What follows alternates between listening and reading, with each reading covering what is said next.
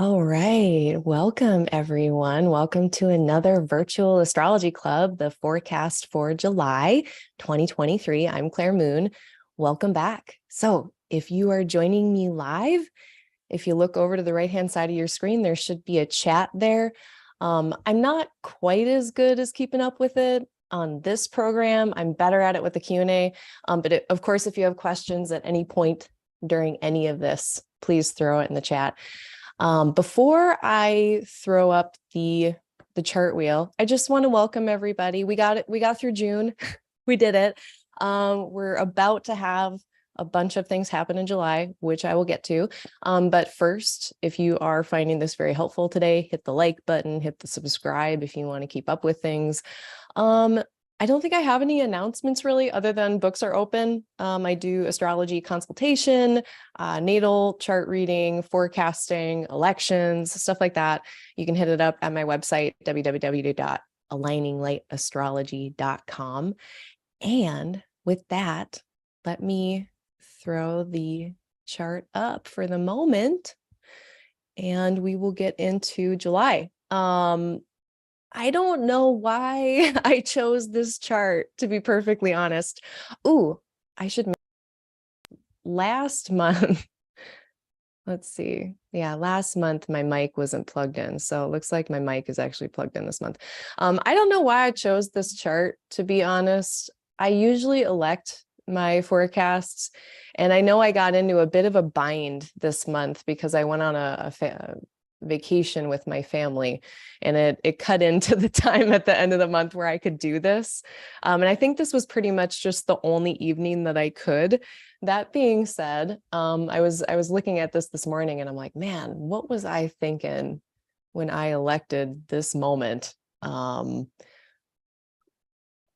don't know what I was thinking. You can't win them all. But yeah, this morning I woke up and I'm like, what's this moon opposite Uranus going to be about? And the morning was going along just fine. But then I just got nailed with PMS and menstruation. So I am riddled with PMS today. I'm so sorry, everyone. I'm going to be a little tired, a little slow. I did the Cancer Sun thing. And instead of, usually before this, I spend a couple hours reviewing all of my notes. And today, instead, I took a nap. So I have coffee. It's really late. Usually I don't drink coffee after like noon, 1 p.m. because I'm old now. But man, this is the life. So my moon Uranus opposition was, oh my God, it's time for my period again. I feel like I just had one like 2 days ago. I didn't. That was 3 weeks ago. Time just goes like that. But anyway, just a little caveat. I am a little sluggish today. Hello, Sensi Selenophile. Nice to have you back. So good to see you. Hello, Jendi. Nice to see you as well. Got some familiar faces. Again, if you're joining us today, this is casual. Usually we're here for like 2 hours. I'm going to try to get it done in 2. Last month was 3. So feel free to you can leave. Don't feel like you have to stay for the whole thing if you're here live. And then if you're not here and you're watching this later, definitely hit me up in the comments below if you have something to share. Something was exciting, something in your own life that you feel comfortable sharing, throw it in the comments. I try to respond to those. Hello, Leslie. Hello, Zach. Welcome. Hi, everybody. All right. And I'll be checking in with the chat. Oh, hello, Reverend Kai. Good to see you again. The good Reverend is here. Everybody is here. All right. So we're starting off the month, actually.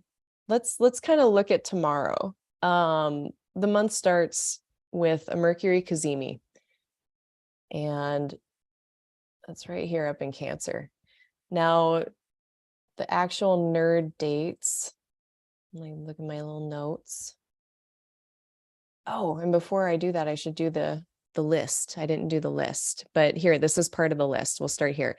So there's a Hellenistic Cazimi, and a Cazimi, by the way, is just whenever the sun and Mercury, or the sun and any planet, visible planet in my mind, anytime that planet and the sun are conjunct. Now, the Hellenistic folks said that that had to be within 1 degree. The medieval folks were saying 17 arc minutes or so. So I looked at both of them, and this really gets going on June 30th. And the within 1 degree Cazimi in the heart of the sun, ekikardios in Greek, 5 a.m., approximately 5 a.m. Central Time. And then that goes until July 1st at about 8 p.m. Central Time. So again, that was June 30th, 5 a.m. to July 1st, 8 p.m. Central Standard Time. That's the whole Hellenistic Cazimi. The 17 arc minute version, June 30th, 6:16 p.m. Central Standard Time until July 1st, 5:50 in the morning. So nested within there is a more specific one that goes, especially if you're into like astrological magic and you use it for this or something like that, and you need something right on, or you're doing elections or something like that. Or horary. I don't know. I'm not really good at horary, but it probably matters for that too. Again, that one is from 6:16 p.m. Central Standard Time on June 30th to July 1st, 5:50 in the morning Central Standard Time. It perfects July 1st at 12:05 a.m. in the wee hours Central Time. So really, as June is turning into July, that is what we have. The rest of the month, let's do our little list. We've got on the 1st, the Cazimi. On the 3rd of July, we have a Capricorn full moon. On the 10th, we've got Mercury entering Leo and Mars entering Virgo. So that's an interesting day. Then we've got on the 17th, the lunar nodes are switching their axes, and we've got a Cancer new moon. On the 22nd of July, we've got Venus stationing retrograde, the sun entering Leo. Those happen on the same day. So that's another really interesting one. And then Mercury entering Virgo on the 28th. So it doesn't seem like there's some big things happening, like the nodal shift this month. But otherwise, it just feels like a little more chill than the last few. I feel like the last few months, there's just been like a laundry list of things, or just like really big things. Like in March, we had all those shifts. So I feel like July, there's a little less going on in my mind, as far as, how I look at things. Maybe other people have other things. If I look at the little qualities for the month, looking at how many planets we have that are active versus how many planets are in signs, I should say, that are active, more diurnal and active and things like that, versus how many planets do we have in more passive nocturnal signs. And this month, there's actually a lot of nocturnal activity, or that's kind of an oxymoron, a lot of nocturnal passivity and responsiveness. It's a lot of responding to things instead of influencing and going out and doing new things. Planets that are in nocturnal signs, they tend to more respond. So we're going to have a lot of that going on this month. We also have a lot of fixed energy this month. So it just feels like after all of the hullabaloo and the kerfuffles and all of the things of the last several months, this month feels like a bit more integraty, if that makes sense. Like we're more just responding and then dealing with everything and kind of guiding the cookies as they crumble now. I don't know if that makes sense or lands with anybody, but that's the vibe that I'm getting a bit. Of course, with Venus going retrograde, I guess maybe last large overarching thought, with Venus retrograde happening at the end of the month, with us already being in the pre-retrograde shadow, relationally speaking, do your best and relationally speaking, give other people the benefit of the doubt if things are weird or things change, if plans change. I think we're going to be asked to be pretty flexible over the next month and a half here with all of that, next 2 months with all of that. So without further ado, let me get back into them details. Looking at the first of the month, that Cazimi. So, and maybe before I do, let me just check in with the chat really quickly and see if there's any concerns. No, but Kay is here, and now Jonathan is also here. Hello, welcome. If you have questions, let me know. Put them in the chat. So, a Cazimi, what is it? What do we do with it? So, in general, I'm just going to review a little bit about it. But again, a Cazimi being when a planet is conjunct the sun within certain limitations.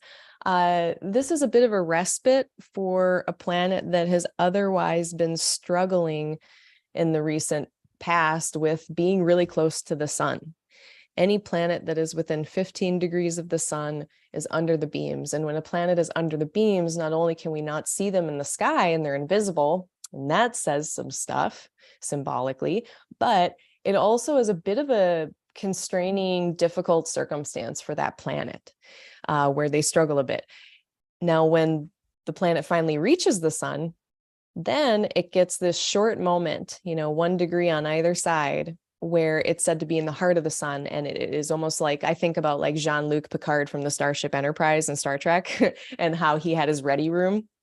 And, certain other people would be invited into the ready room to discuss things one-on-one with Jean-Luc. And like, that's what it feels like. Or, having the king's ear, for instance, if we're going more traditional. And it's like a moment of clarity. So I think that's how it's experienced, is it's a moment of clarity. It's a moment, maybe an aha moment, maybe just an understanding, maybe a good idea. So what do we do with that then? I would say tomorrow, today I'm recording this, it's June 29th. Tomorrow is June 30th. So tomorrow, July 1st, pretty much that whole day. If you can just watch your mind, watch any ideas you get, and in particularly, ideas or insights that we may get around or might realize as it relates to the Cancer part of our chart. And as it relates to Cancerian lunar type things. So for instance, I already am just having like the moon and the sun, just having the sun and Mercury in this place, you might already be noticing some themes come up in the Cancer place of your chart. For me, it's my health and my work-life balance and how I'm able to kind of do my 6th house obligations every day with Cancer in my 6th house, how I'm taking care of myself or not lately. Oops. So I can guarantee whatever I'm thinking about tomorrow, whatever downloads I'm getting from this Cazimi, it probably has to do with me like not drinking coffee at 5 p.m. right? Like, so look to the house topics that are with Cancer for you. So like in this theoretical chart here, that's for the moment, this would be 9th house. So what are the beliefs? What are the worldviews and the attitudes around care or protection? Cancer is about protecting something that is growing. It's about nourishing and providing a safe environment for growth. That's very much what Cancer is about. It's about understanding the vulnerability, the mortality, the soft, squishy inside of the shell. It's about understanding that and honoring that. So honoring what is needed. I need to hydrate. I need to, etc. What are all the beliefs about all of that? That's what I would expect that this person might get a little download about tomorrow. Maybe if you're a Scorpio rising, it could be about how to take care of yourself abroad. The 9th house being a place of distant lands or unfamiliar things, long distance travel, higher education. What are your needs? And, if you're in a university class or something, how do you want to have an environment that feels like a safe place to exist in university, So all of those things are just examples. So watch out for that. It's always nice. I like Mercury Cazimis a lot. And I always say to write it down, like, especially if you're busy, if you've got a lot of distractions, a lot of interruptions in your life each day, you might want to consider, like, if you do get a little insight and you're like, that's so true. Or like, I should remember that. Like, write it down. Because if you're me, you don't remember that. Let me see if there's anything else. And okay, so let's talk about Mercury's synodic cycle a little bit too, because this denotes the middle of Mercury's journey as it relates to its position to the sun. So the last Mercury Cazimi we had, that I wrote it down here. Did I write it down? It was May 1st. The last Mercury Cazimi was on May 1st at 11 degrees of Taurus. So if you want to, think back, you might have to pause this or something, but think back to May 1st or around May 1st of 2023 and look at the Taurus part of your chart, see if there was anything interesting there. That was when the Mercury cycle restarted. That was Mercury's rebirth because it was the retrograde Cazimi. Now this is the direct Cazimi. So this is halfway through Mercury cycle. So it's almost like a story develops if we think back to May, what was going on there versus now what is kind of coming at least halfway around at this. Does it relate now to what was going on back on May 1st? So we can consider that. One cute thing about this is that it has a nice little sextile with the exaltation lord of Cancer, Jupiter, who is in Taurus. So this, and Jupiter is in the overcoming position. They're earlier in zodiacal order. So basically Jupiter has a little bit more of a say in how this outcome of this sextile plays out. And so that's great to me. I would love Jupiter to be in charge of an interaction. That sounds fine. It's a sextile, so there's cooperation, connection, progression in that way. It's constructive. So then looking tomorrow and the day after, maybe those insights about how needs are getting met, maybe those insights about how we're caring for this place in our chart. Maybe it has something to do with what's going on in Taurus. Maybe there's some stabilizing, helpful influence from the Taurus part of your chart that allows us to figure things out in Cancer. So for me, for instance, I am about to have, about to move, actually. Surprise news. I'm moving. No more Swedish prison cell for me. I'm moving into a house. So you're going to hear a lot about that over the next several months. But I'm about to have some stabilization in my home situation like I haven't had in a really long time. And that is probably going to be pretty dang helpful for me in kind of just having a good routine every day, or every other day or whatever, having like a nice maintenance schedule for my life. So those things are going to be working really well together, I think. So look to your own chart. For this person, it would be 7th house topics and 9th house topics working together really harmoniously. Maybe you need to, if you're this Scorpio rising person, maybe this Mercury Cazimi is you having to promote yourself, advertise, make a website, mass communications. And maybe that's not your strong suit, but you have a cool business partner or like your spouse or somebody, maybe they're really good at making websites, or maybe they're like, rah, you're amazing and the best. And then you feel confident to go and make a website or whatever. So that could be an example of those two places working together really harmoniously. Okay. Is that all I have to say about it? I think that's it. Mercury is sextiling Jupiter as well, like, on its own, in its own way, that little bit of it too. I like when we have connections between Jupiter and Mercury that are harmonious, because what we're getting is a nice melding of the smaller details, the little facts. It's like, okay, I know that I need 9 hours of sleep a night because I'm a Pisces moon. What are the details involved in me making that happen? Right? Like, when do I need to go to bed? What needs to happen for me to actually do that? That would be the Mercury part. And then, Jupiter brings the wider scope of things.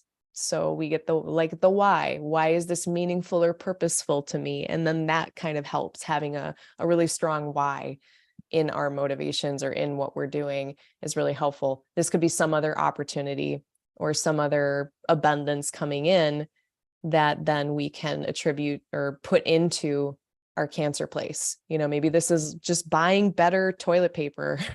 Let's say you are an Aries rising. Let's kind of tilt our head and pretend like this is Aries rising. This would be their 2nd and their 4th house. maybe they just have more money in the bank to get better quality stuff for their home or something like that. So all of that could be a thing, but it's all very, I dig it. It's cool. Okay. Oh, last thing about it. This is pertaining to the US and pertaining to those who have student debts. Tomorrow we are allegedly supposed to get, on the 30th of June, we're supposed to get the court decision, the Supreme Court decision on student loan debt.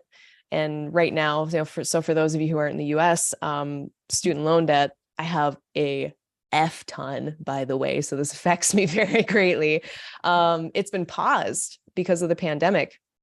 And so, that's going to stop eventually. But there was also a small forgiveness. For me, it was like a drop of water in the bucket. It's like, thanks for the $5 or whatever. But, I'll take it. And they were going to decide whether or not people were going to get that forgiveness. So I was looking at this chart.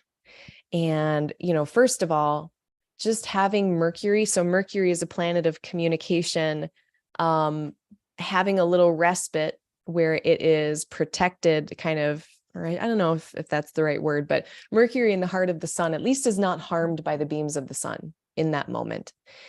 And that could be when a proclamation is made, when an announcement is made, when some information, Mercury information, data can come through. And it is interesting to me that this is so close to Jupiter. So I don't want to get my own hopes up. I'm not holding my breath. I don't believe in anything working out. I never will with student debt. I don't want to get my hopes up. However, it is interesting to me. I'm going to see exactly. I want to see who Mercury runs into. Like, oh man, it's just so close. So we've got Jupiter at 9 degrees, 20 arc minutes. We've got the sun at 9 degrees, 13. So the sun is applying to Jupiter. We like that. We like an applying aspect to Jupiter, especially a harmonious one. And it's still in Cazimi. Mercury is still in Cazimi when it runs into Jupiter. So Mercury is still in the heart of the sun when it is separating from the sun and applying to Jupiter. So we should be able to see that here. Mercury, I'm starting to really love this little grid over time. So Mercury is separating from, oh no, let's move it back.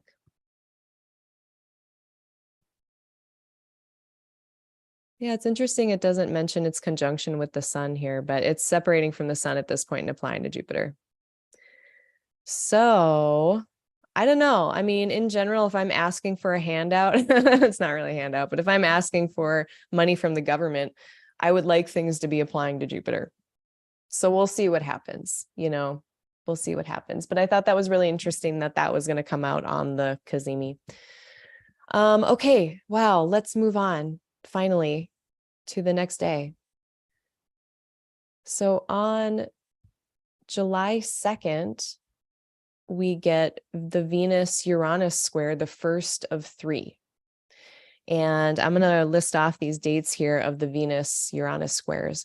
So we've got July 2nd is the first, then August 9th, and then September 29th. So how do we watch this then? Let's bring up my aspects.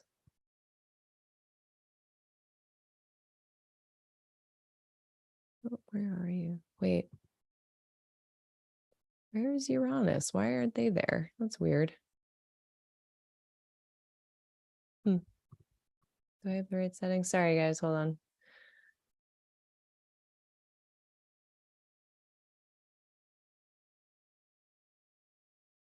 I think I changed my default settings for a client and then I forgot to change them back. Now we're in action. There we go. Okay, so here's the first one. We've got Uranus. We've got Venus. So this can be, I like to have 2 buckets of stuff for Uranus transits. One is the disruptive, interruptive, all of a sudden surprise stuff of Uranus. The other bucket is breakthroughs, sudden insights, happy accidents. I would say this is less happy accidents because it is a square after all. But there can be like cool, sudden, like, oh, wow, a sudden, Jupiter's up here, a sudden opportunity, a sudden shift of things that results in something better happening than it would have otherwise, so it doesn't have to all be, a problem with Uranus, but it's not stable energy. So the good things that are coming in, it's not smooth. It's a bit of a bumpy ride. And whatever comes up here, whether it's a sudden insight, whether it's a breakthrough, whether it's a disruption and interruption, whatever it is, large or small, it may echo across these dates at the beginning of July, the beginning of August, and the end of September, those 3 dates. So if there's an interruption here and it's a bigger deal and you can see how it might affect you later on, then you know that you can watch those dates and expect that some kind of shenanigans may arise on those dates. And those dates, one more time, are July 2nd, August 9th, and September 29th. So in general, with Uranus, I try not to fight things. If something's not working out, if all of a sudden, things are not as you expected, go with the flow. Don't fight the tide on that. But it is a square, so there's adjustment that needs to be made. There are, maybe with Venus, relational ways that we want to express ourselves. It is in a fire diurnal sign, so we're going to want to kind of outwardly influence or experience relationship here, needing to adjust in order to do that self-expression in a way that makes sense or in a way that honors us. I think one of the cool things that's going to happen with this Venus retrograde cycle is a kind of a recentering back into the Venusian things of ourselves or what we need in relationship or, a bunch of other stuff. I'm going to get into that later when we talk about that. But even this square has some of that energy of change that a retrograde can also have in some ways. So be watching out for that. Be flexible, do your best. If there are opportunities coming in, with Jupiter being here, one of the big things with Jupiter's presence in Taurus over the next year, that it is with Uranus, that does speak to, okay, Jupiter brings balance and stability. That is, in my mind, just kind of a mitigation for the instability of Uranus, but this also speaks to opportunities that might be out of our comfort zone, sudden opportunities, solutions that are disruptive, all kinds of, what could be really favorable things, but there's something jarring about them. So just be open to that. What else? Yeah. Okay. So then let's talk about the Capricorn full moon. And before I do, let me do the chat check, see what's going on in here. Hello, Tara. Thank you. She says, congrats. I appreciate that. Thank you, Emily. I appreciate that. It happened sooner than I realized too. Everything just fell along with the transits despite, despite my own misunderstanding of the timeline of things. I was like, oh, wow, this is all of a sudden here. So yeah, Mars Uranus square was definitely squaring in my life. Did anybody have any like not horrible, interesting Mars Uranus square things happen to them? I had mentioned on Twitter that, so I was in Colorado last week. My family got together. We were all together for the first time in years. My family hasn't been on a vacation since I was like 4 or 5. Like we didn't grow up going on vacations or anything like that. But I did not go on this hike, but my family went on a hike. A lot of the family did. And I stayed behind because I was like, at the altitude was troubling for me. I like was panting going up a flight of stairs and like, there's no way I can do a 10-mile hike. There's no way that's happening. So I didn't. And my family ran into basically what was a mile of hip height snow on the end of the hike, the very last mile, they ran into a bunch of snow in the mountains. So it ended up being dubbed the Death March, basically. It was not a good time. The vibes were bad. And that was a Mars-Uranus square thing, unfortunately. And I used astrology to not go on it. And I had major FOMO, but it turned out okay. Because if I would have been there, I would have had to go back. There's no way. Did anybody have any like crazy interruptions happen with that? The peak of it really, I think, was like, because that Mercury Neptune square last month, like from June 22nd to June 26th, 27th, those were kind of like my alert dates last month. The Mars Uranus square lasted a little longer. Like, I mean, I guess hold up. Let's just go to there and look really quick. I mean, yeah, it's only 2 degrees off. So it's still in like the strike zone. So yeah, I mean, dissipating, but yeah, if anyone has any interesting stories, feel free to share. We got Jonathan. Hello. You're a Scorpio rising. Oh, good. So you're getting some little insights there, hopefully. Jendi. Oh man, solidarity. Hopefully we get a bone thrown yet again. I've been really enjoying the pause. It has helped me not live with my parents. Thank God.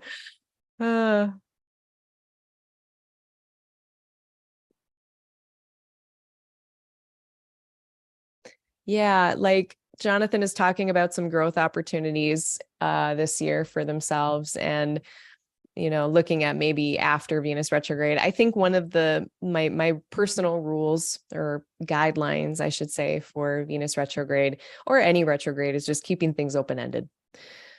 Relationships that come in, things that initiate or start during or right before the retrograde.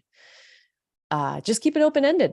And if there are expectations, try to not have those, as easily or as best you can. It's not an easy thing to do, to not have expectations, but, and then once the retrograde comes to a close, or we're at least getting to kind of the end of it, and you can see the landscape of things, then, decide or commit or decide whether your preferences and values are being honored. Because that's always the Venus question too, is our preferences and values being honored? So that's what I would do with that, Jonathan, if that helps. Ooh, Tara's got is it Tara or Tara? I always want to get people's names right because I think it matters, but I get them wrong a lot. But they are having a Cazimi within 2 degrees of their ascendant. So yeah, that'll be like insight about your own ass self then. All about you. What's the deal with you? Mind, body, spirit. Jenny's partner's car broke down. Oh no. Yeah. Okay. So you had you had shifts and appointments or broken down cars. That's very Mars, Uranus. Blah. Huh. Yeah, that's what happens. And man, I could tell too, like when Mercury went from Gemini into Cancer and lost its chariot, I could tell immediately. I was kind of going ham. I woke up, what day was it? I like looking at the past. I should look at this more on these a little bit.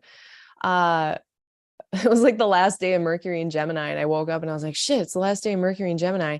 And I tried to get a bunch of logistical stuff done because I knew it was good weather for that. It's like when you see that you're wanting to go out and sail and you see the waters are looking good, you got to get out there. So that's what I did. And the next day, I've had like 3 reschedules for like all kinds of different reasons that had nothing to do with me, like, which is fine. It happens periodically, but like it was right once, cause okay, I guess I should back up.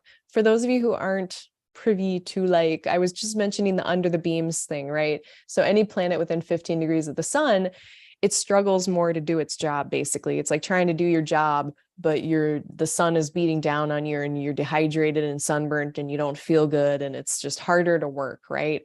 But when a planet is in its own domicile, it has what is called its chariot. I like to think of it like a little sunbrella that it protects itself from the harmful rays of the sun. And it's not affected by being close to the sun.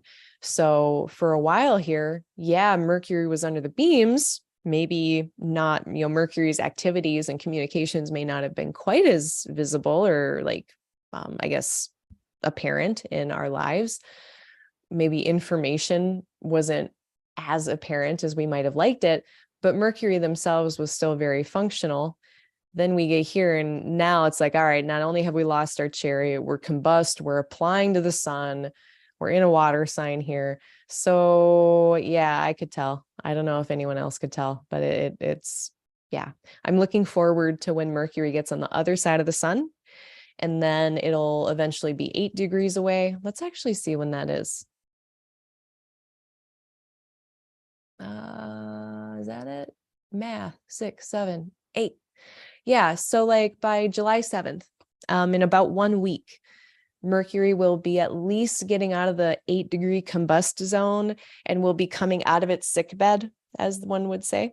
That's a metaphor of like, a planet moving into the sun is like someone taking to their sick bed and they're not feeling well and they need to go have a lie down.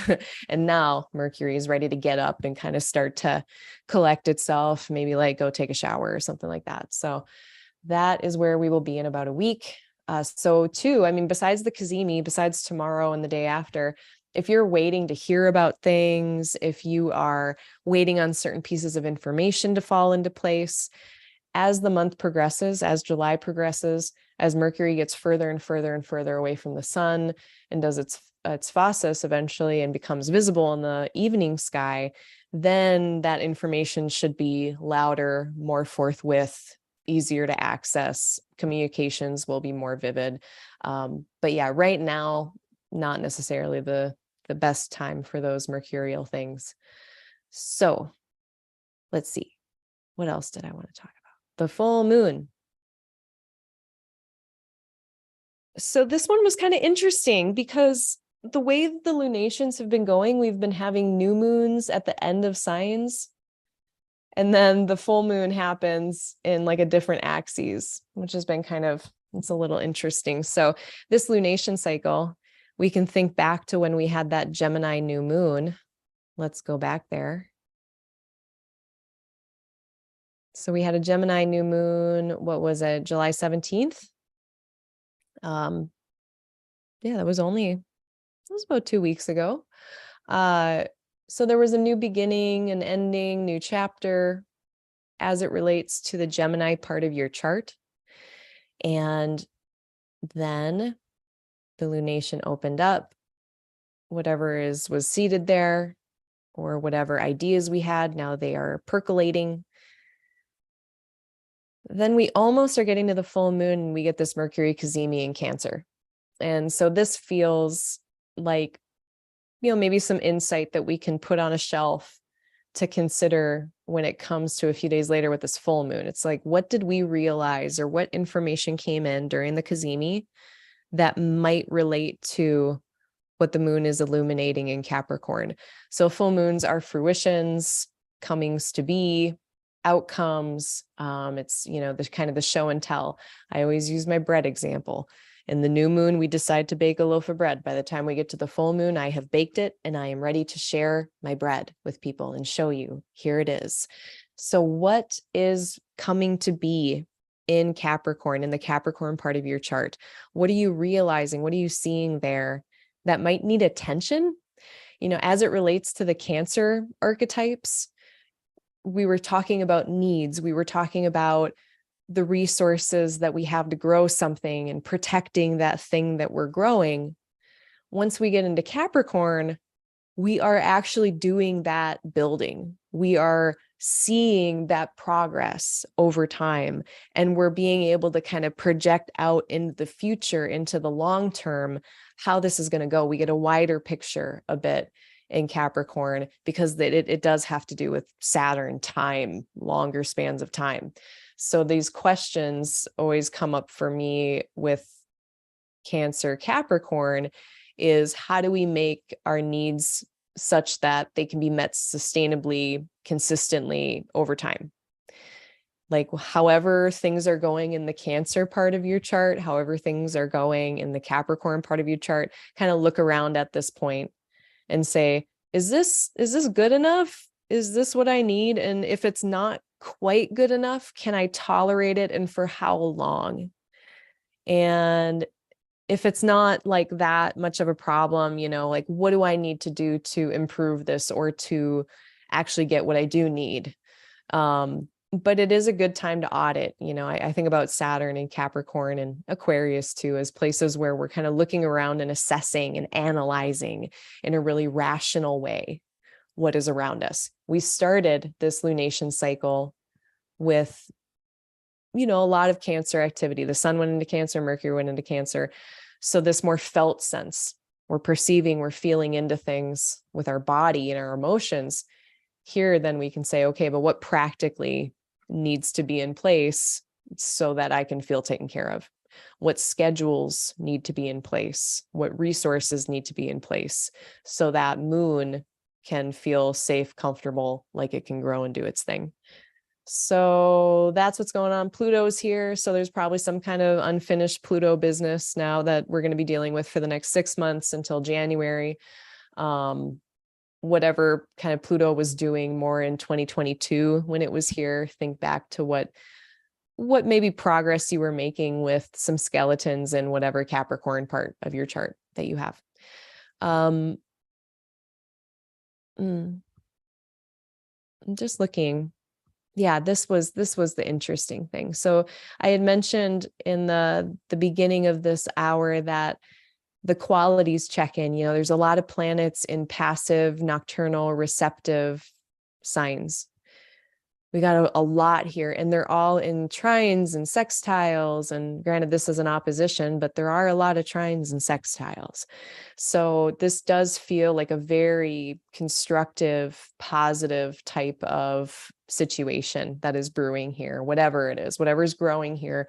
There's like opportunity to really root down into something and really create a structure that, with some finagling, Saturn is retrograde. So we're in a reconstruction, rebuilding, reorganizing phase of things, it's like if Pisces is envisioning and imagining, Saturn retrograde here is like, okay, we're re-envisioning the structure of how this Pisces area could look, or, we're seeing some reality, we're seeing some limits, and we're recalibrating based on those limits that we are accepting. All in all, even if you do have to maybe tighten the belt or something like that, if you're me, if you're Aquarius rising, all of it seems pretty constructive. So I dig it. I dig this full moon quite a bit. I like that, the moon's ruler here can see it by a nice sextile.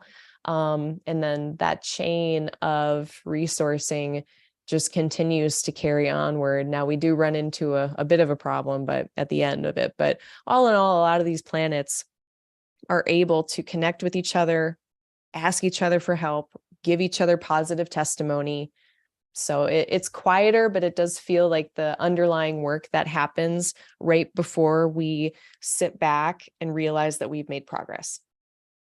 That's the vibe that I feel for this. Okay. Let's see my notes. Did I miss anything?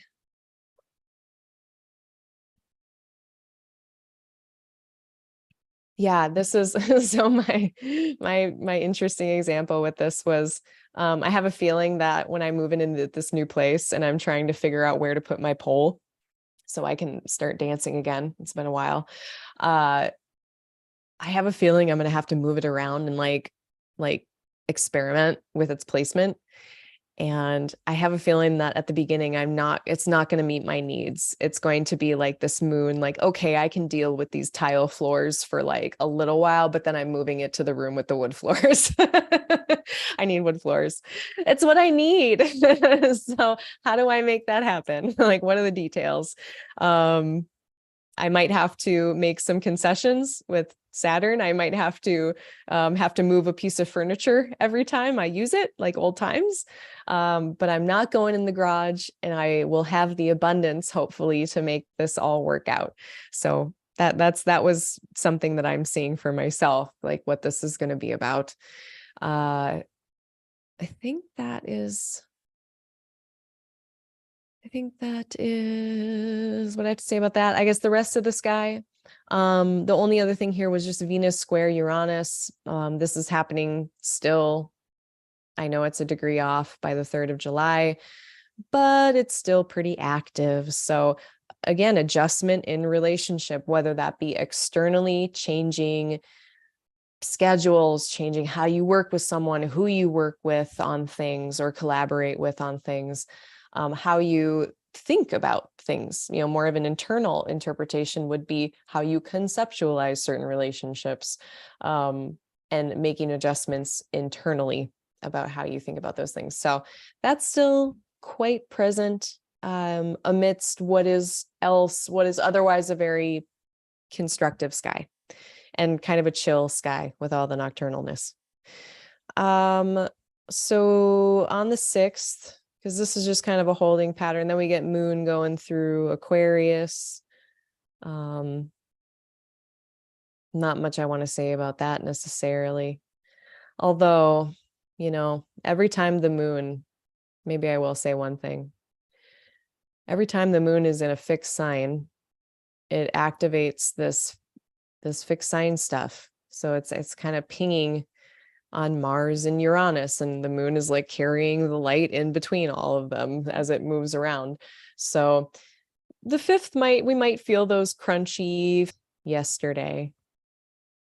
So we were getting Jupiter's part of this. And now today, this day that for whatever reason I decided to do this broadcast, then we get the Mars Uranus. We're pinging that like right now. So hopefully a chorus of lawnmowers doesn't begin. It's a little late in the day. I don't think I'll have any interruptions, but all right. Let's move on to the 6th. We get moon conjunct Saturn as well. That's going to happen. For this one, I was thinking with moon conjunct Saturn, and now that Saturn is retrograde, something applying into it, it's like a head-on. It's even a stronger application than we would have if they were both going in the same direction. So I do think it's worth noting. But if you want to, Thursday afternoon, Thursday evening in the United States, and the morning in Australia, the next morning in Australia. So that would be like, I think the morning of Friday morning on July 7th in Australia. Like, leave early for your commute, especially if you're like a Capricorn rising or something and you've got moon and Saturn in your 3rd house. Like that, I would be leaving early if I were a Capricorn on the 6th or the 7th. If you're trying to ask for things, don't. Like, Saturn is rejection, Saturn is no. So, I'm not gonna buy a lottery ticket on this day in my 2nd house. That's gonna be a no. Then moon is also, or I should say, I should back up. The moon opposes Mars right before this. So, all in all, like the 6th and the 7th, 6th end of the 7th, it does get a little crunchy because we have to traverse this opposition with Mars. That's earlier Thursday. And then right after that, then we have to contend with the conjunction with Saturn. So yeah, take more time. Saturn is delays and rejections. So try your best to navigate delays and rejections on the 6th and the 7th.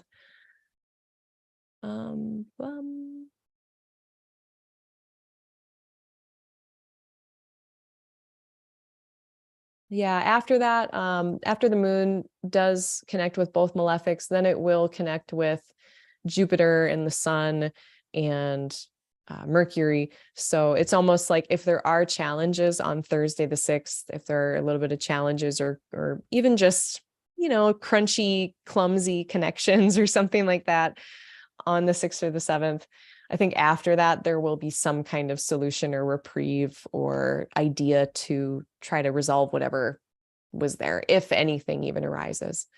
So that's good news. Then the moon is going to be in Aries on the 8th.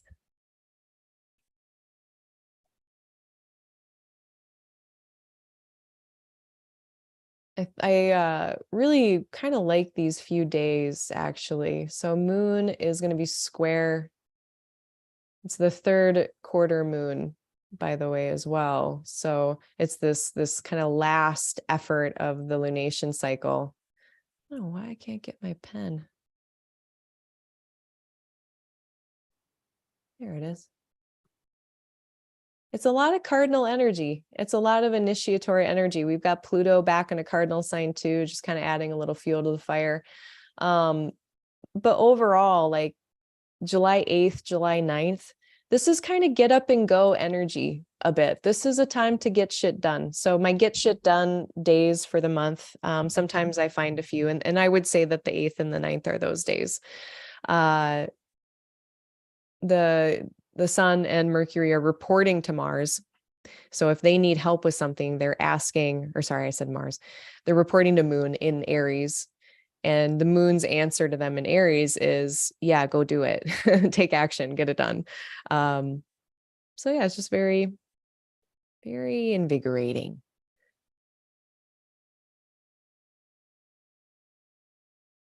Then on the 10th, Mercury is going to enter into Leo. So we will see what that means. Now that Mercury is in Leo, it's not going to be configured to Mars nor Saturn. So that's pretty great. I really enjoy that. In about another 10 days or so, the sun will join Mercury, and then Mercury will be getting even more resourcing. And also Mercury continues to gain its visibility. So overall, like Mercury moving into Leo, I like it. Mercury continuing through this month, through July, to just improve in its condition and become more and more external, more and more loud, more and more active.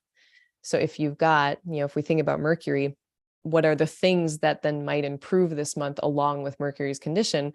Commerce, buying and selling, trading, communication, whether that's speaking or listening, organizing, planning, just thinking about stuff. All of that, travel, especially short distance travel. Well, I shouldn't say that, just travel in general. Yeah, I think those are most of the things. Oh, music, if you're a musician, maybe with Venus here as well, we can just say the whole art department.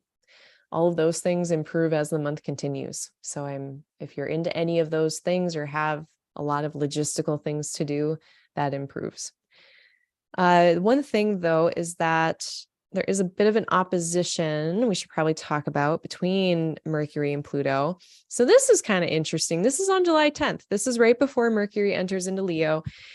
It is really coming up against something that has probably been there for a long time, in the pursuit of caring, nourishing, creating a safe space to exist in the Cancer part of our chart. Mercury's like they're trying to figure out the details with that, trying to say, okay, if I need 9 hours of sleep a night, how am I going to organize that? And Mercury is contending and kind of arm wrestling here with Pluto and Capricorn. So I'll just use myself as an example. My sleep problem, it's not really a sleep problem. It's just a me problem. I need like a lot of sleep, right? But if you get me thinking about stuff, reading stuff, doing tarot readings for myself, my little obsessive mind is like, let's stay up until 1 a.m. This is a pattern. This is a habit. This is a Plutonian 12th housey for me pattern. Let's pretend like this is, I don't know, let's pretend like this is a Scorpio rising person and they've got this in the third. What is Mercury? Mercury's trying to sort out its beliefs up here, but maybe it's contending with siblings that are rather forceful about how things in the world should work. Maybe something in their upbringing was pretty strong, and Mercury, trying to have a more nourishing belief system, is having to wrestle with that a little bit and pull on that and deal with that. And it's an opposition. So it is not it's It's not an easy, easeful type of thing. This is why I usually recommend us more work with these types of internal dynamics or Plutonian dynamics when Mercury is in a trine or a sextile. I don't love it as much, but these things do come up. So if we are thinking about anything obsessively or thinking about something from the past that has had a grip on us, thinking about something that currently has a grip on us that is not allowing Mercury to do what it needs to do in Cancer, this would be a good day on the 10th to examine that. And then Mercury is freed from that and is able to then move on and decide how it wants to act, fire, diurnal, how it wants to act with the knowledge that it now has and the reminders that it now has. Cancer is a lot about reminders. It's a lot about cycles and remembering. And Mercury's just gotten a lot of information from that experience in Cancer. And so by the time it gets into a fire sign after that water sign, then it's time to act and maybe behave differently after it has integrated that water knowledge, if that makes sense. So I like that whole story arc very much.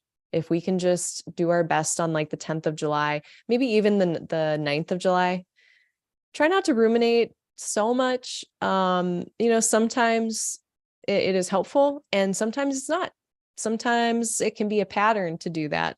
So we just always have to examine whether we are maybe planning for the future, anticipating the future, planning for it. We have to plan stuff, right? Like I got to plan this. I got to like do stuff in this life. But sometimes we plan excessively. Sometimes we just like keep thinking about the order of operations is coming up excessively. Similarly, sometimes we hang out in the past excessively after it has served its purpose. So, I would say this time with Mercury in Cancer, just check in with yourself, be like, is this helpful or not? What I'm doing in my mind or in my feeling emotions, my emotion feelings, all of that, is it helpful or not? Or am I repeating a cycle? Am I repeating a pattern? Lots of time to examine that. And then again, once we get into mid-July, it'll be time to step away from that internal exploration and be a bit more active about things. All right. What else? Mercury is under the beams until the 14th. At that point, it will do its evening rise. Let's see, did I put that in here? I don't think I did.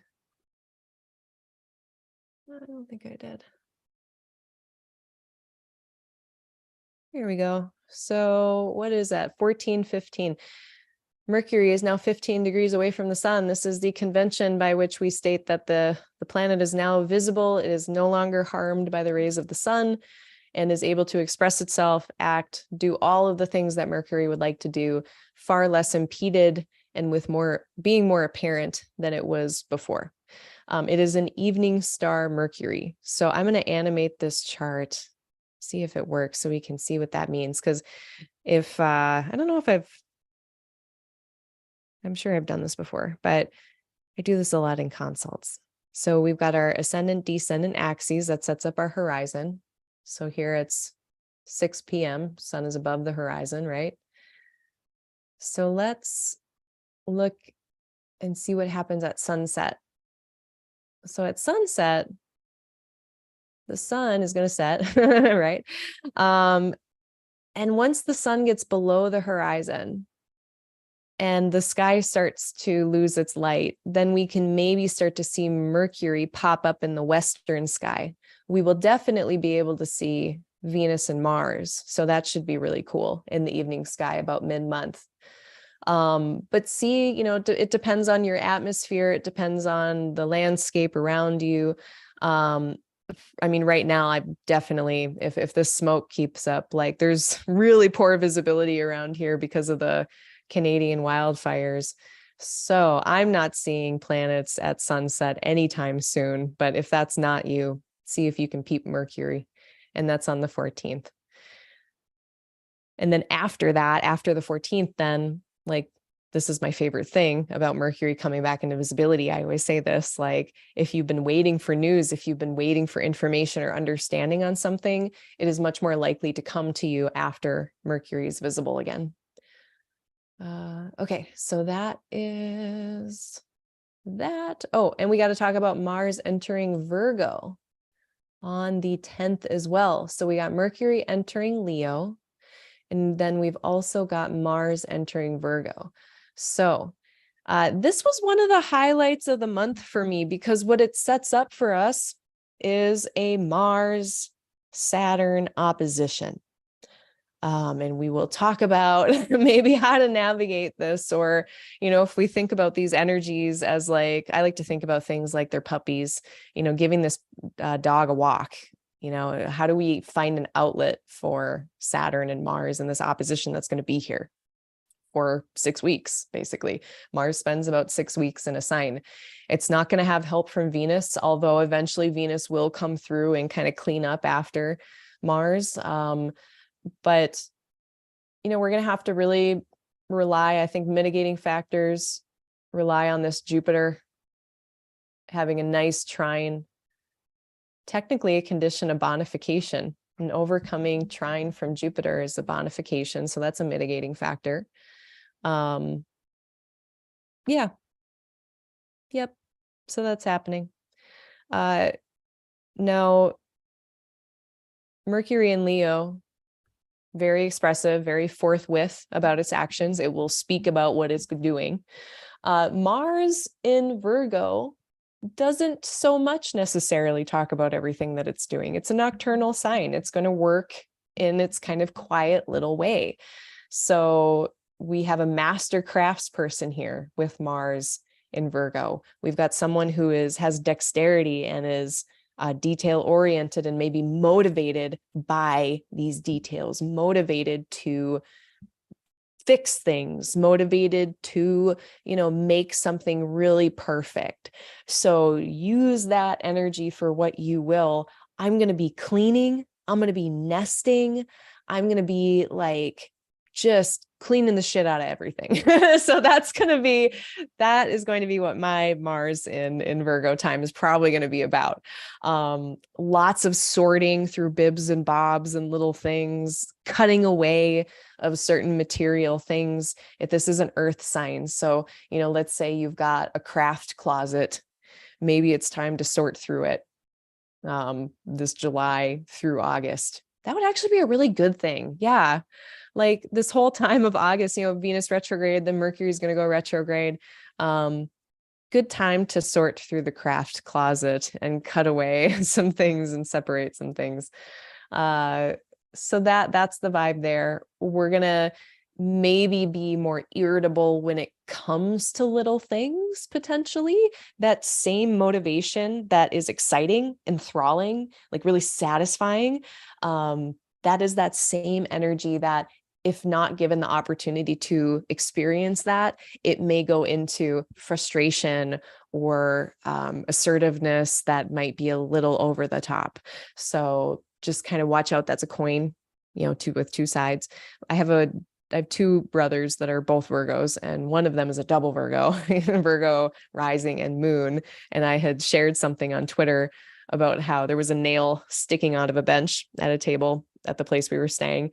And it was like kind of dangerous. And he fixed it with his hammer or something. I don't know what he had with him. He always has like his multi-tool. And he smoothed it out. I think that's what he did. He smoothed it out. And he was like so just satisfied with that. He was like, wow, this is so great. And he had said, imagine if everybody else was as excited, as enthused about these small things as I am. And I was like, yeah, that's some Virgo shit that you just said right there. But it's like, give this Mars something to do. If you see something that you want to fix, maybe there's maybe there's 2 people talking next to you and they're not getting along. Or maybe it's the classical picture is crooked on the wall. Something that is just like, little jab of discomfort. I encourage all of us for 6 weeks to sit with it and just pause for a second and ask if it actually needs our effort. if it actually matters in the end, if it actually needs our attention or not, if it's our responsibility or not. And I think that those questions, before we put in our effort and our elbow grease, especially on the behalf of others or something like that, we need to question that, I think, as Mars is approaching Saturn. Now, after Mars leaves this opposition, that I go for it, whatever, but what I don't want and what I can envision happening here is Mars is like, oh yeah, I'm going to fix this situation. And then they do, and they make everything worse because Saturn is like, nope, it's a rejection. We're rejecting whatever Mars wants to do here. We're naysaying it. We're vetoing it. And I would rather not have that happen to folks or myself. So as long as, and it doesn't mean like we're not going to help people or not when we might be asked to help people during this time or to fix something or, pay attention to details, but there's a chance that we might not need to. And Saturn imparts a feeling of responsibility. And with a retrograde Saturn, that sense of responsibility, which is already kind of nebulous in Pisces, it might be a little haywire, so that question of, is this my responsibility or not? I think that comes in handy because we have a Saturn who is retrograde in a place that struggles to discern in general. So all good reasons to just be a little bit thoughtful on that regard. I guess one big thing to note, generally speaking, is now that we've got both malefics in mutable signs, I'm just having the realization right now that this is going to be on my moon at some point. I'm like, no, that's right. I have that. Any planets going through mutable signs are going to get hit by this, namely the moon. Every time the moon goes into a mutable sign now, it's kind of a womp womp. So, just be aware. If things feel funky, look at the sky and see where the moon is. If it's in a mutable sign, that's probably why. And this is going to be the case until Mars leaves this place. God, when does Mars leave this place? When am I going to learn to put this on my reports? Never. So Mars leaves Virgo on August 27th, looks like August 27th. So July 10th to August 27th. We need something to do with Mars and Virgo. We need something to focus on. Crochet, do a crossword, tinker with something, sand a board, anything artsy craftsy.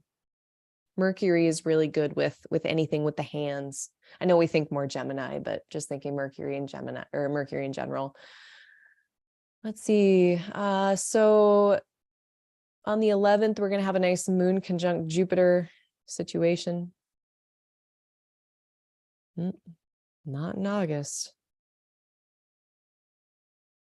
So we had those couple days where the moon was in Aries, the very active, busy days with all of this cardinal energy, and the moon also, I didn't mention this before, but it is also going to trine motivation and desire, basically, Mars and Venus. It's very passionate. It's just a lot of like fire in the tank. So the 8th, 9th, into the 10th feel really busy and active to me. And then once moon gets into Taurus on the 11th, that might be a good time to rest, settle into something, dig into something, or otherwise be less active. Then on the 12th, the moon is going to ping this square as well between Uranus and Venus. So whatever this has been about for us at this point. So again, we had that first Venus-Uranus square on the 2nd. Now on the 12th of July, the moon is going to echo this a bit. So on the 12th of July, think back to the 2nd, see if there's any connection between those two things. On the 13th, moon is going to square Saturn and Mars. So it's like, then we get a couple, maybe somewhat relatively relaxing days with moon in Taurus, then moon enters Gemini. And like I was saying, okay, anytime a planet goes into a mutable sign, here we go. So we get to see what this feels like now. This is kind of, well, let me see. Yeah, because the moon was beyond. Yeah, this is the first showing of this, actually. Yeah, so this is the first time on July 13th that we're going to be able to experience and see what this is like. So Gemini is a sign that can have a lot of irons in the fire. They can have a lot going on at a time. And that is the energy that's going to be brought down to Mars. So it's like, I can think of Mars as this little guy in a workshop, and he's given a bunch of projects on the 13th, like do this and this and this. And, Mars is going to be trying to do that. They're going to be trying to take orders a little bit from this overcoming moon. And they're also, I guess, we can say, well, okay, we have good resources. We've got Jupiter sending a nice piece of positive testimony, a trine down to Mars, but we are still applying to Saturn. So take it easy, and if things get delayed or blocked, or it's like, okay, here's these 5 projects we want to do, but we have to order this part and this piece before we can get to it. Yep, that might happen. So just don't push it if you're running up against resistance. 13th, 14th, God, when is the resistance? When are we done with it? By the 20th. So basically the middle of July. Mercury gets more effective, but then Mars has to contend with Saturn. So it's, we've got some bits are improving in their efficacy. There is a bit of a bump in the road though. Mid-month, it's like we might run into a few delays when it comes to actions we're taking, and especially actions we're taking in the Virgo part of our chart. So let's say I'm trying to pay my taxes. This would be like me trying to pay my taxes and like, I don't have any money and I'm waiting for a paycheck to come in or something like that. It's like, we want to act, we want to do the thing, but something we have to wait. So if that happens, don't panic, and just know that once we get to July 20th, once we get beyond that, then that might speak to improvements in that situation, things progressing and finally moving along a little bit more. Let's see. On the 14th, oh yeah, we talked about Mercury's phasis. We got that. On the 15th, that Mars Saturn opposition. On the 16th, continuing to apply, continuing to amplify. Then by the 17th, we get a Cancer new moon, and that is the next place we are going to sit at for a minute. Before I do, let's check in with the chat. How's everybody doing? Oh, look at, we got people. Welcome, people. Hello, Andrew. We got Andrew here. We got Tarot Destroyer here. It's in all caps, so I have to say it that way. Sunday. It's Tarot Destroyer. Welcome. They might be a bot. Are you a bot? No, you're not a bot. We got Nikki Nice. You might be a bot. I think it's a bot. Oh my God, I have a bot. Hold on. I've never had this happen before. I gotta do something about it. Hold on. I think I can do it. That's such a funny name too. Put user, hide user, put user in timeout. Ha, did y'all know I could do that? Okay, we'll see how that goes. I must be getting popular, right? Is that what that means? Hello, Nikki Nice. Thanks for joining us. I hope your yoga is fantastic. Jonathan asked a question. Okay, does the moon coming off of a Saturn-ruled sign full moon bring any specific flavor or topics when it comes to that collision with Saturn retrograde? Let's see. Let's look together. Because definitely, full moon in Capricorn, in that discussion of needs being met, what are we building, and kind of putting together to make this work in a structured and orderly way. I think there's a constructive type of relationship here with limits, with constrictions, with seeing those, being really real about those, being like, yep, this is what I have to work with or not.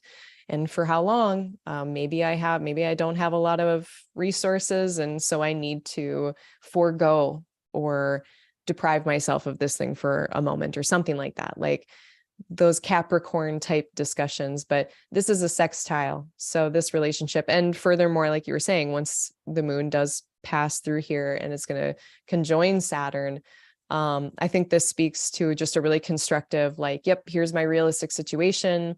Here are the structures and the discipline that I might need to get through it.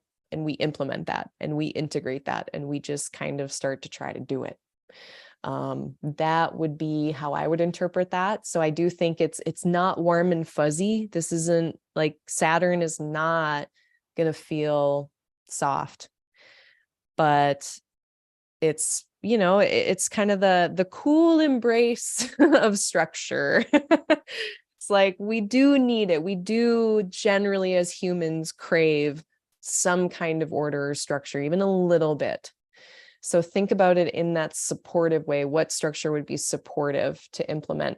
But it is a sextile, so we do have to put in a bit of elbow grease into it. It's not a trine that's super free flowing. We almost need to connect. It's the nature of Venus. So even bringing in the nature of Venus, do you have any people you can talk to who might have solutions? Do you have others who can help you in creating these structures?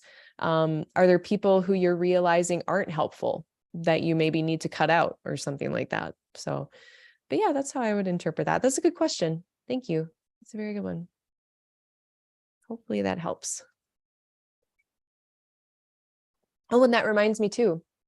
I think I forgot to look at the next aspect that full moon makes. So let's look at that really quick too. So who is after 11 degrees? So yeah, that would be the moon running into Mercury first. So we're just kind of thinking about those details again of the nourishment that needs to happen. Yeah, that's more neutral. But at least the moon isn't running into Saturn. That's kind of the thing I like to check, is that full moon is the next aspect after the full or new moon. Is that a malefic or is it a benefic? In this case, it's Mercury. It's more neutral. I'm not too concerned about it either way.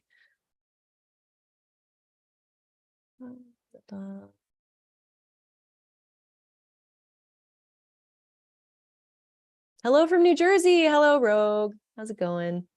Thanks for joining us. Ooh, Dux Noctis is here. Welcome back. All right, everybody. Claxon's here. Welcome back. Good to see you. All right, awesome. Let's forge ahead to the Cancer new moon on the 17th.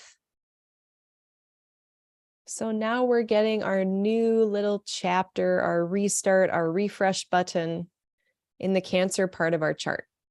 So for me, we got to hit the gym again. We've been not going to the gym. I have been very truant for the better part of a couple of months for good reasons. I'm very happy, but I need to get back to doing that. I'm very excited for this new moon in my personal 6th house.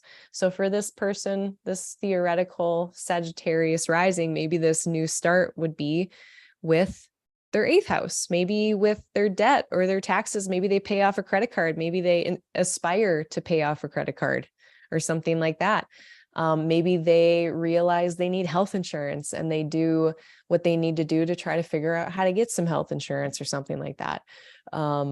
Those could be possible examples. So, or even another good one for the 8th house would be just like collaboration, how we're exchanging resources with others and doing a restart, doing a refresh with that, and how one might share themselves or not with others in a way that is more sustainable and more honors what you need. So that would be a really good thing to do with that energy. Moon in Cancer, the domicile ruler is there. So Sun is very well resourced. The resources are very clearly what they are here. I do wonder how Pluto is affecting this. If there is, again, something kind of strong arming the situation, though. You know, there's still something to contend with here with Pluto. There's still some unfinished business over the next 6 months, which is interesting because in about 6 months, we should be having a full moon around here, right? Let me just double check that because this would be a good beginning to note in our little diaries.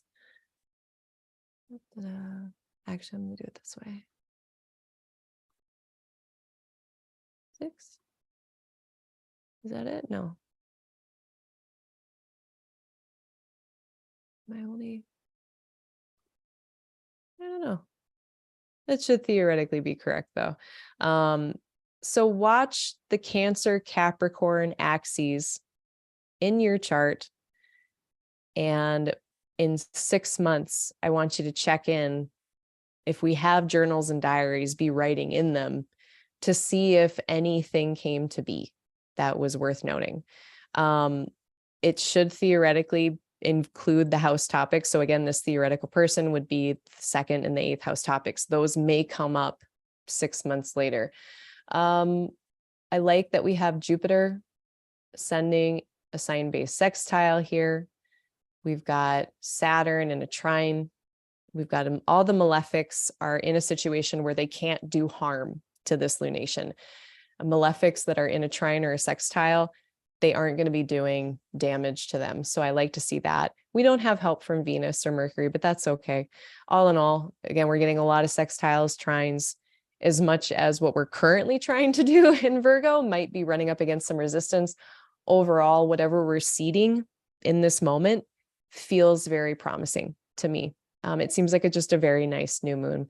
I don't have a lot of comments other than that. So the stereotypical, like, you know, if you're in a weird power dynamic-y situation, maybe don't like wish upon this star. But if you're in a wholesome, safe, good environment and what you're seeding feels safe, this does feel like a really good time to do all the stereotypical, make your moon water, charge your crystals, do all of the new moon stereotypical stuff. It's great weather to do that.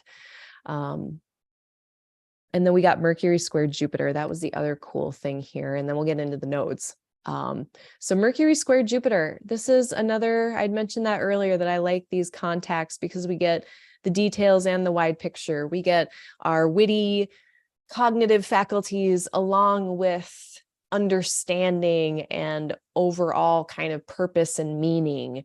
So it's not just dry information with Mercury. We're putting it to some kind of purpose or some kind of understanding. So we have an opportunity to do that on the 17th when it comes to our Taurus and Leo places. If you want to consider what topics those are. So this person would be 6th house, 9th house things. And just check in with your understanding of those areas of your life. For this person, it's like, okay, maybe you're growing an exercise regimen. Does it make sense with your beliefs, your belief system about things? So for me, like, let's say I was this Sag rising person, and maybe I want to do squats. Am I doing squats because my back hurts if I don't? Or am I doing squats because I'm trying to chase some arbitrary, fickle beauty standard that doesn't even mesh with my beliefs or something like that? And maybe I realize that and I need to make an adjustment there because one of those things is going to motivate me. The other one might not. That would be an example for this chart. So just looking at a lot of cognitive stuff. If you got a lot of planning to do, it's a good time to plan stuff on the 17th. But yeah, if you're selling things, buying things, it could be good for that too. I would say, watch, well, maybe not. X-nay on that. The moon, there's no light in it. Don't buy or sell anything. Maybe you can sell it. You can sell stuff. Don't buy stuff on the 17th. Oh, sorry. I just cheers my microphone with my glass. Okay. Don't buy stuff on the 17th. Let's talk about the nodes. So for the third time, I have re-educated myself on what the difference is between the true node and the mean node, because I always forget. I have linked below an article from Stephen Forrest, daddy of the nodes, basically evolutionary astrology node daddy. Stephen Forrest, I love him and I love his work with the nodes. I personally go more traditional when I interpret them in birth charts, but I do really love his work kind of on the side. So I linked that below, and he explains the astronomy behind the true and the mean node, what that's all about. I'm going to give you the cliff notes here. But what I'm talking about, what I'm referring to, are these loopy-doo guys. So the south node, the north node. I kind of mix and mingle, and I like the Jyotish tradition's story of the dragon that gets its head cut off, and then you end up with this head called Rahu and the tail of the dragon called Ketu. So I do refer to them kind of interchangeably. Someone yelled at me on Twitter for doing that, which was like, whatever, I'm not going to change, but it's like, go away. So anyway, there's a few different ways that we can discuss the nodes. We can look at it through the modern lens, which the modern astrologers are more about past, future life, south node, kind of what we came in with from past lives, what our tendencies are, all that. The north node being where we're headed, maybe our higher ascension, where we're like meant to go, something to that effect. When I think about traditionally speaking, we think of the south node as a decreasing influence, and we think of the north node as an increasing influence. When we think about it from the story of this dragon, we get this dragon who really wanted this immortal elixir, this immortal juice. Speaking of juice, y'all know I love juice. So I imagine me being this dragon and like being like, yeah, man. And they said, no, you can't have it. This is not for you. And he didn't listen, and he went for it, and he got some of this immortal potion or whatever on his little dragon lips.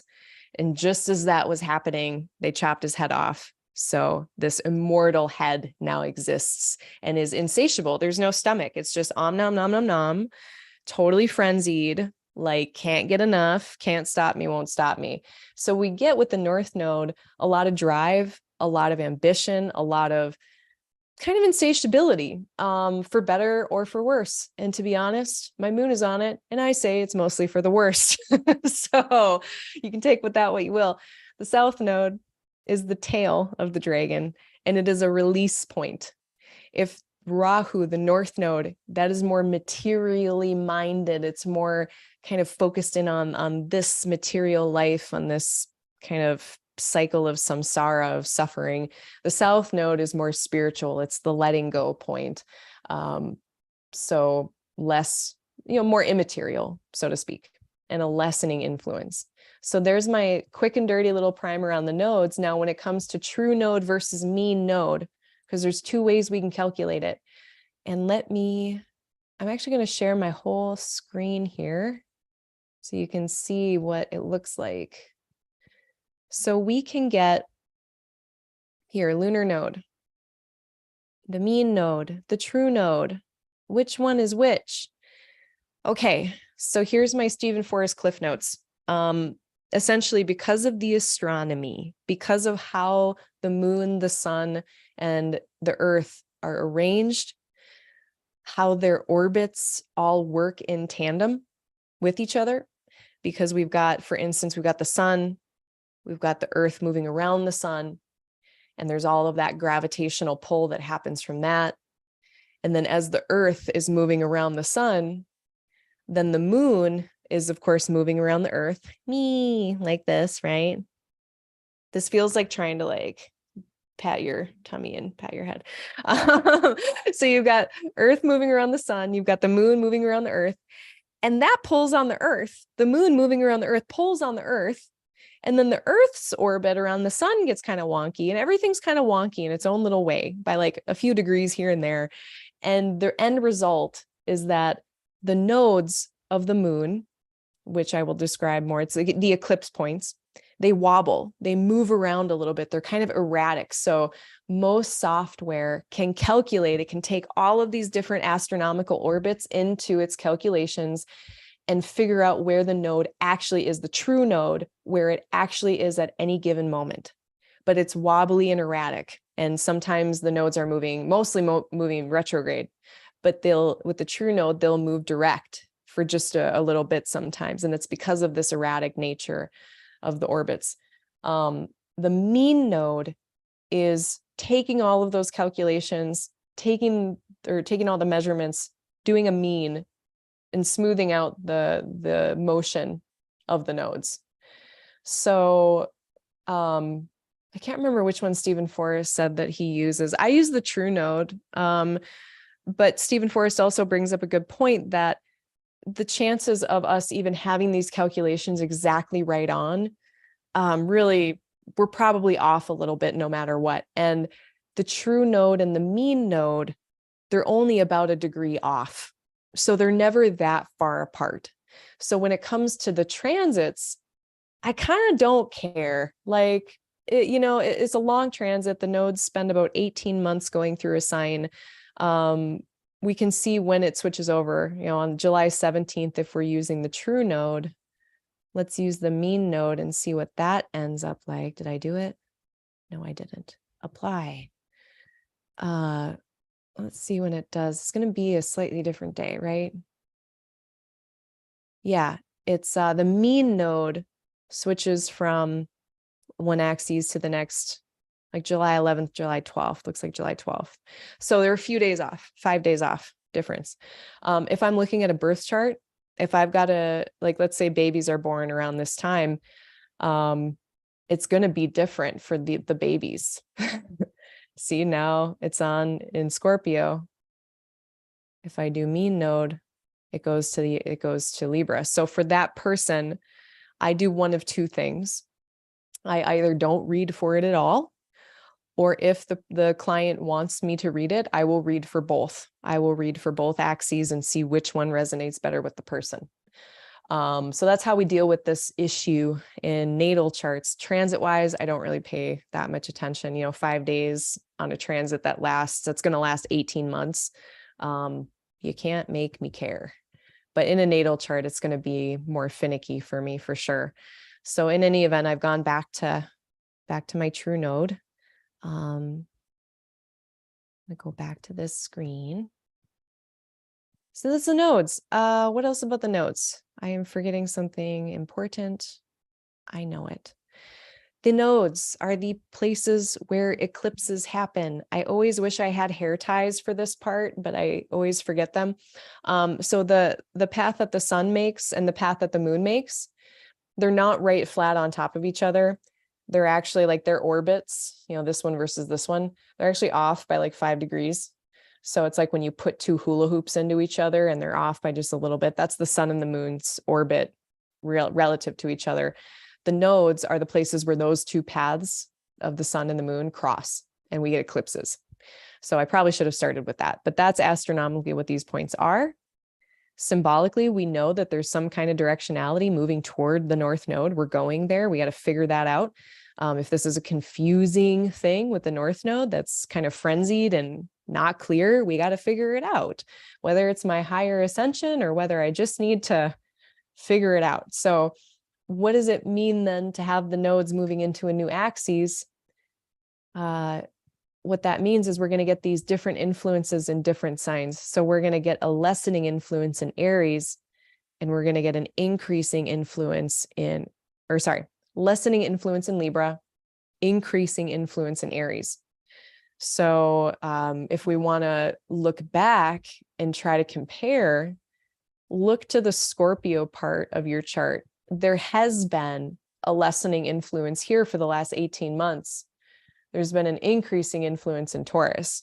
So if we can, I'll just use myself as an example, in my 10th house, over the last 18 months, I have basically let go of a lot of Scorpio water emotional material related to my career path. I have let go of clinging to that career path that I once had. I've let go of certain battles that I did in my career path, battles, Scorpio. So there's been a lessening of those things. Scorpio being privacy, I have decreased the amount of hiding that I do. I'm a little bit more open than I used to be. In Taurus, what is increasing? What has increased in the Taurus part of your chart? Has your attention simply been pulled toward the Taurus part of your chart? So for me, my attention was very much pulled to my private life in the fourth. It was very much pulled toward my family, my private life, what I'm doing in my own home, where I'm living. That is where a lot of growth and understanding have come that I did not have 18 months ago. And Jupiter being here, of course, it's interesting because Jupiter is an increasing element, and so is the North Node, just kind of in different ways. Jupiter is increasing and growing, but it's balanced and it's stable, the stable conditions for growth. Rahu is an increasing energy. It's not stable. And it's kind of interesting that we've had Jupiter in Aries for about a year, increasing things in Aries. And now we're going to have the North Node in Aries, and it's more increased, but it's more frenzied. So we need to be more careful with it. So that's then leading us to this next thing about what is it going to be like to have a lessening influence in the Libra part of our chart and an increasing influence temporarily. All this is temporarily. So sometimes, like the South Node, something will go away and then the South Node will leave a place and it'll come back. So now after the South Node leaves Scorpio, maybe I'll start getting really private again. Maybe I'll be like, no one can know anything, and I'll get that way again, who knows? But now that lessening influence, that letting go of things is going to be in Libra. So look in your chart and see what house topics we need to maybe let go of or reduce. And it's going to be pulling us toward the Aries part of our chart and increasing that and calling us to make sure we can manage that Aries place of our chart effectively. Now, more archetypally, when we think about the nodes entering this new place, I guess let's look backward and see what they're like here. Archetypally, moving away from Scorpio type things and moving toward Taurian things, less complexity, more just what's on the surface here, what is actually materially, earthly, real in front of me right here, which can be very peace-inducing. Even if there is a bunch of bullshit going on under the surface, under the radar in Scorpio, if we can just focus on what is really here in front of us right now, we can find some Taurian peace. So those types of things, themes of, if we can look back at the last 18 months and think about trust, betrayal, intimacy, vulnerability, the vulnerability we have to walk through in order to build intimacy with people, connecting with people, all of those, deep connection and how we do that. And then, of course, how we maintain stability when we do have it. Taurus plans, it makes sure that we have plan A, plan B, plan C. So instead of just surviving in Scorpio, maybe we're thriving in Taurus. So maybe that's been a glow up for you over the last 18 months. Now moving into Libra and Aries, less Libra, less decorum, less niceties, less being careful and censoring ourselves so much because we don't want to offend anyone. We don't want to hurt anyone. And, I think one of the biggest challenges that we might have during this time is how can we advocate for ourselves without censoring ourselves, but doing that in a way that still honors others, still respects others, wants to protect others. But how do we do that without compromising ourselves? This play of Mars and Venus, basically. I want to be me, but I don't want to do any harm to you. That is a really difficult thing to do, actually, a lot of the times, because people get expectations and they cling to things, and not all of us can have all of the things. So that is going to be a theme of just like, how do we handle, keeping some amount of decorum, but not letting that take over, and leaning into the Aries, I'm just going to do it. I'm going to be me. I am going to have radical acceptance of this individual path that I'm going to do. And not everyone might approve in Libra. It might be uncouth, but we are doing it. So I think is the comfort of this is going to kind of depend on who you are. If you are someone who it's hard for you to assert for yourself, hard to advocate for yourself, I am looking forward to this transit of the North Node through Aries. I think it's going to help people be more assertive and feel more comfortable doing that, or at least they're going to be presented with circumstances that are going to call them to do that. And for those of us who, maybe don't struggle with that as much, maybe you are very easily asserting for yourself and advocating for yourself. And maybe you can even get a little bork, bork, bork, like, I'm a dog in the window, like, don't get on my property. If that's you, then when Rahu is coming through here, you may really have to try to like pump the brakes. Oh man, I should read this. I had my my right speech notes out if I want to get Buddhisty on y'all for a minute. I was practicing right speech, especially I was focusing on it a bit during Mars and Gemini, that better part of 8-month transit last year. And that was actually a really stupid time. Maybe it was the perfect time to work on that. If you think about Gemini, speech, Mars, probably not right speech. But there's this discourse about when we know that we are ready to have a discussion, or when we know that we are like able to approach a topic with someone in a way that's going to turn out skillful versus not. And this is going to sound the exact opposite of Aries. This is going to sound like Libra.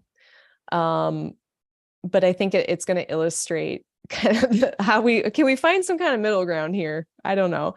But it says, when you're approaching a topic with someone, and I'm paraphrasing, try to avoid the following: hostility, being too sure or arrogant of yourself, attacking the virtues of others, looking for the flaws in others, taking glee in others' mistakes. Twitter has been doing not that one lately, and I'm probably guilty as well. Not taking glee in others' poor speaking, not taking glee in others' confusion or defeat. So my Buddhist teacher, my Sangha leader, Janice, she brought this to our attention during the last election cycle. And she asked us to look at political ads as we went through this, and like, wow, political ads. Yeah. No hostility, not being too sure, Aryan, all that stuff. And then there was this other part about good consult is for the sake of knowledge and clarity. Knowing this, an intelligent person can consult without arrogance. So, sometimes with Aries energy, we get so excited and so enthusiastic, and we just want to go and like do the thing and say the stuff. But it may be better to just pump the brakes and make sure that we're not, just saying shit for the sake of saying shit. Knowing the right time. So timeliness, that's going to be a little tough with Aries energy, because again, it's like we decide what we want to do and we just go for it. And that quality is awesome for a lot of things, but it can also get us into a lot of trouble, right? And I know because I have it in the third and Jupiter's there. So I get myself into trouble plenty. Not being overly excited. I gave up on that a long time ago. Not being contemptuous, aggressive, not with jealousy. Only from what you rightly know. Yeah, good luck with that on the internet. Yeah, and then they give kind of the opposite: agree with what is well spoken, not criticizing what was poorly said, not seizing on trivial mistakes. Basically the whole thing about like, is it true? The think thing: is it true, helpful, inspiring, necessary, kind? Who is your audience? Is it a supportive audience? Is it not? And I think some of those questions before we present ourselves can be helpful when we're dealing with these Mars and Venus themes of, I want to be my individual. I also want to connect with others, because both of those things are necessary. How do I do that without doing harm, without compromising my own values, without making other people feel like they have to compromise theirs? So when it comes to the house that it's in, that'll tell you where that'll probably come up the most. So for this hypothetical chart, the Sag chart, it would be happening across the 11th and the 5th. The eclipses are going to be there for 18 months. So they will probably be dealing with issues of self-expression. How am I going to express myself? And do I have friend groups that can receive that or not? You know, and maybe a lessening influence, maybe I might say goodbye to some friends because I don't feel like I can express myself or something like that. That could be a possibility. Maybe by increasing the I don't give a fuck attitude of Aries and just expressing yourself and creating and doing the creative things that you want, maybe then you realize that you have a whole new set of aspirations you can basically go after. South Node, we're going to let go of some old aspirations. We're going to let go of some old things we used to strive for because now we're just doing some stuff down here. So definitely some shifting, some rebalancing in whatever axes that those nodes are going to fall into. Let me check my notes. I think that's all I had to say. Yeah, that's pretty much it. I'm going to check in with the chat and see if anyone has any questions here.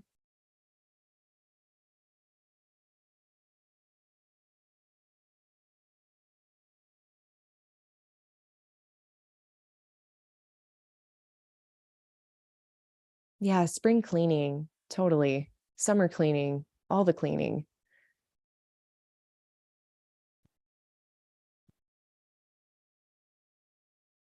Nice. Kathy S is talking about some rebalancing they're doing, you know, and sometimes it's little tweaks like this. It doesn't have to be, you know, they gave an example of realizing that outdoor cardio needing to be balanced more with some strength training, you know?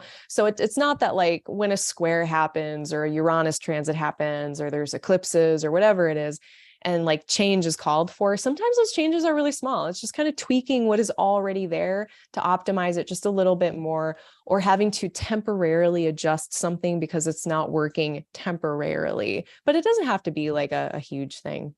Thanks, Dux Noctis. I think it's going to be a great move. No more beige cave.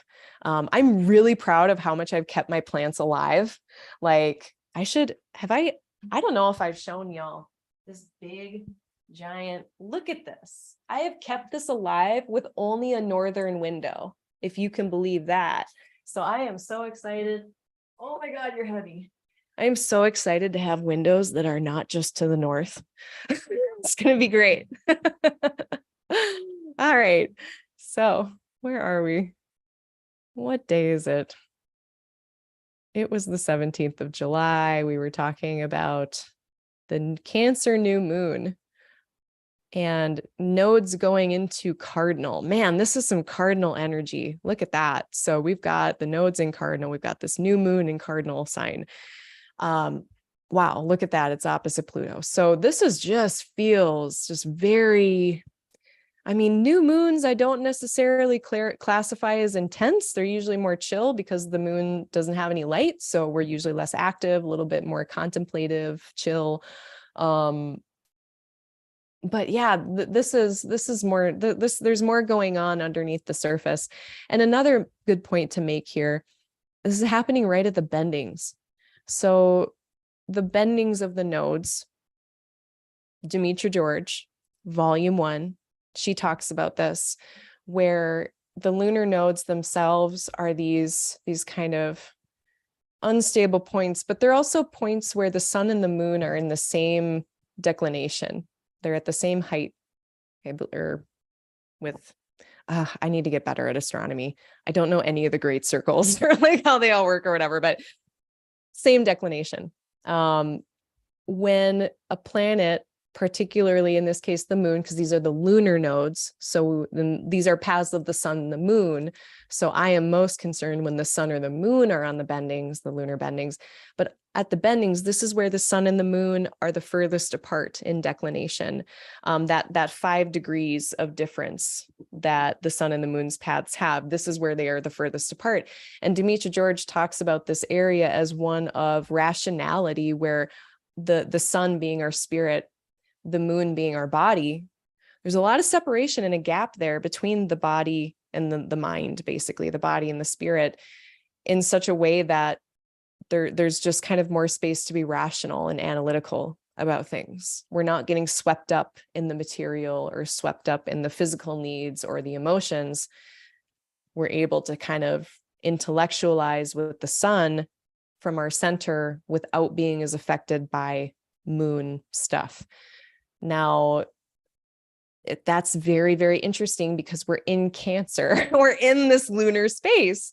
So we get this really an interesting melding of both this new moon, really about so much of our physical experience, what we are exposed to on a regular basis, how that affects us physically in this life, in this meat suit, in this body. That is not at all a rational, analytical type of thing. We need to actually slow down, feel into our body, do all of the somatic stuff, process emotions, actually allow ourselves to like feel them and let them run their course.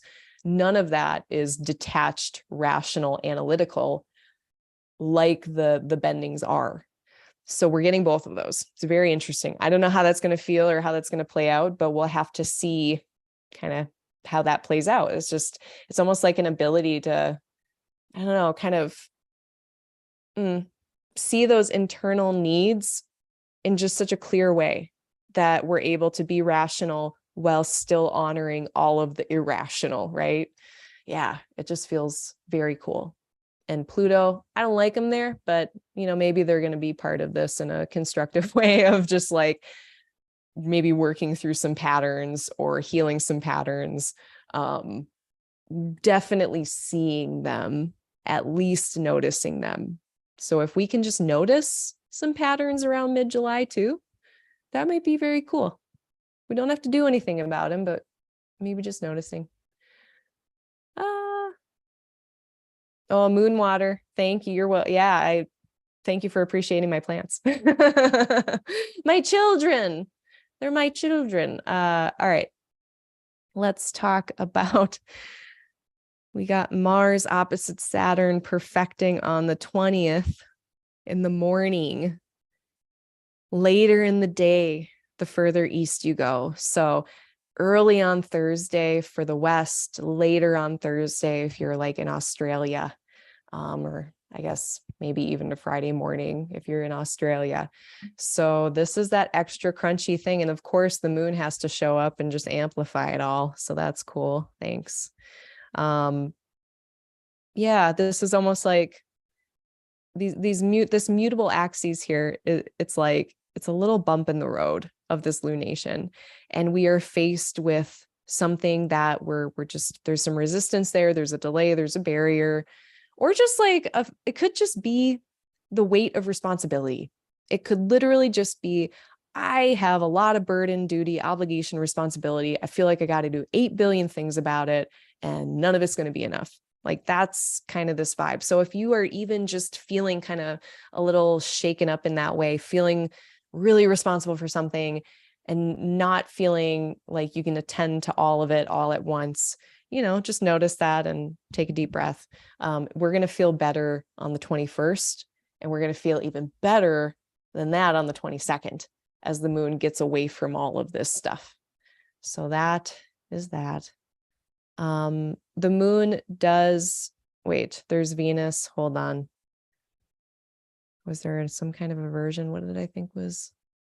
Yeah, I don't know what I meant there. Never mind. 21st, moon. Where are you going to be? Yeah, they're still just doing that. So again, like I think 21st will feel a little better. 22nd will feel even better. Then Venus stations. So Venus's station happens and then Sun moves into Leo not that long afterwards. So that's what happens on the 22nd, 23rd. Venus, basically this story is going to go till October. So whatever happens in the Leo part of your chart through end of July, August, September, by the time we get to the end of September into the beginning of October, a lot of that story should have resolved, kind of cookies crumbled where they did, things got sorted out. But this is the end of July, so that's quite a long story. But just keep things, again, open-ended, open-minded. When it comes to relational stuff, especially keep things open-ended. One thing that can happen that is not really concerning and can actually be pretty cool with Venus retrograde is things coming back from the past that we used to enjoy. So that's thing one to watch out for. I have already had a couple things happen. I found a tiny little accordion from like my childhood. So I was playing that, rip my neighbors, but found tiny childhood accordion. And a high school friend contacted me and we're getting together in August, not great weather necessarily for doing these types of things, but actually the perfect weather for doing something like that. Someone that I really was friends with in high school that I enjoyed, and they called me up out of nowhere, and it was after Venus had entered the pre-retrograde shadow. So that's just a very neutral, descriptive thing. Another thing that Venus retrograde can speak to is, like any other retrograde, second chances, doing things for a second, third, fourth time, giving it another try and doing it differently. So wherever Leo is in your chart, think about the ways that you can approach this area differently. And in particular, be guided by your preferences. Be guided in doing things differently by what you actually enjoy, by what you value. If you want to do things differently and you value, I don't know, having your own schedule or something like that, if that's what you enjoy, if that's what you prefer, then make sure that that's kind of how you're incorporating change into things. That's what the opportunity really is, I think. It can get kind of gnarly if we are trying to rearrange things, or maybe we're not. Maybe our life is just chooching along as it will, and we start to realize that what I actually like is not what is reflected in my life, or what I actually value is not reflected in my life. Like maybe I value kindness and honesty, and maybe in my workplace, I am not able to do that. Like, for instance, when I was a pharmacist, I wasn't allowed to tell people which insurance companies had the worst customer service. That is illegal. And that drove me fucking insane because I wanted to just be like, Humana is the worst, like they have the worst hold times. I just want to, so it was very upsetting to me to not have that value honored in that situation. That's where Venus retrograde can get a little funky. Of course, we can have, in the pursuit of leisure, in the pursuit of joy, pleasure, fun, yums, relationships, we may be thwarted. We may not have the classic thing I always say, the menu item may not be there that day.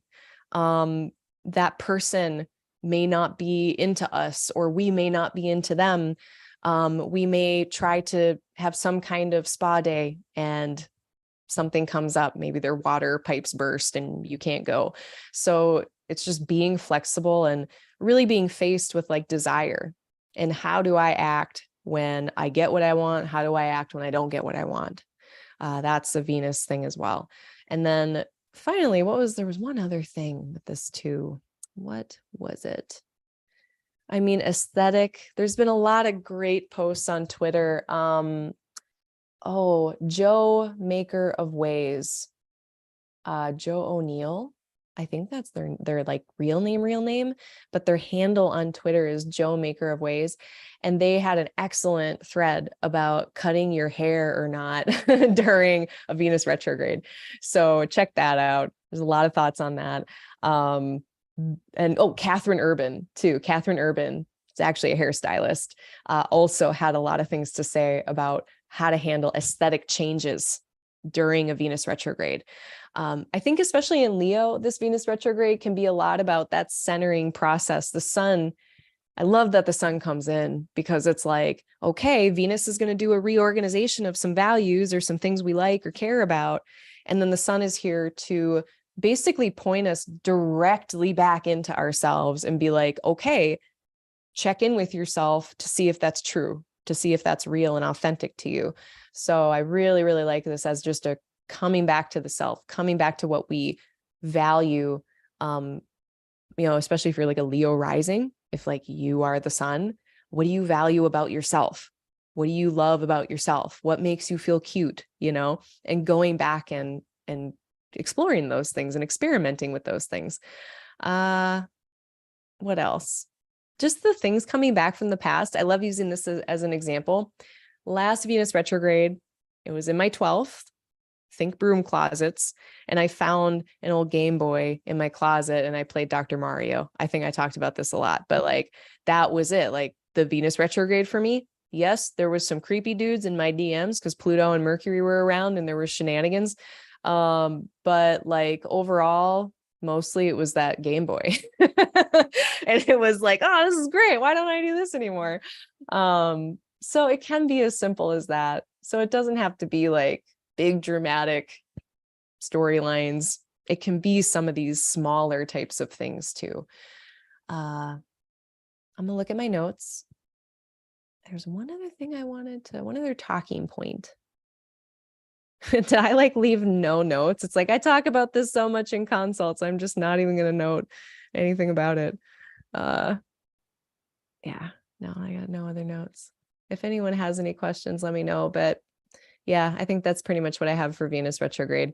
Oh,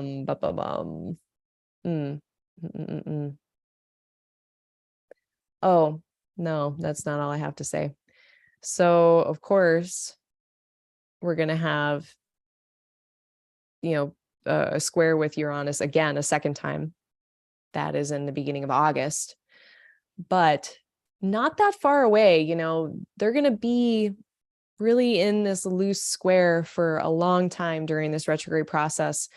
So there is a lot of adjustment that is to be had here. There's a lot of opportunity, a lot of change that's required to tap into that opportunity. And there's just a ton of adjustment that needs to happen to kind of make it go and to make it keep working.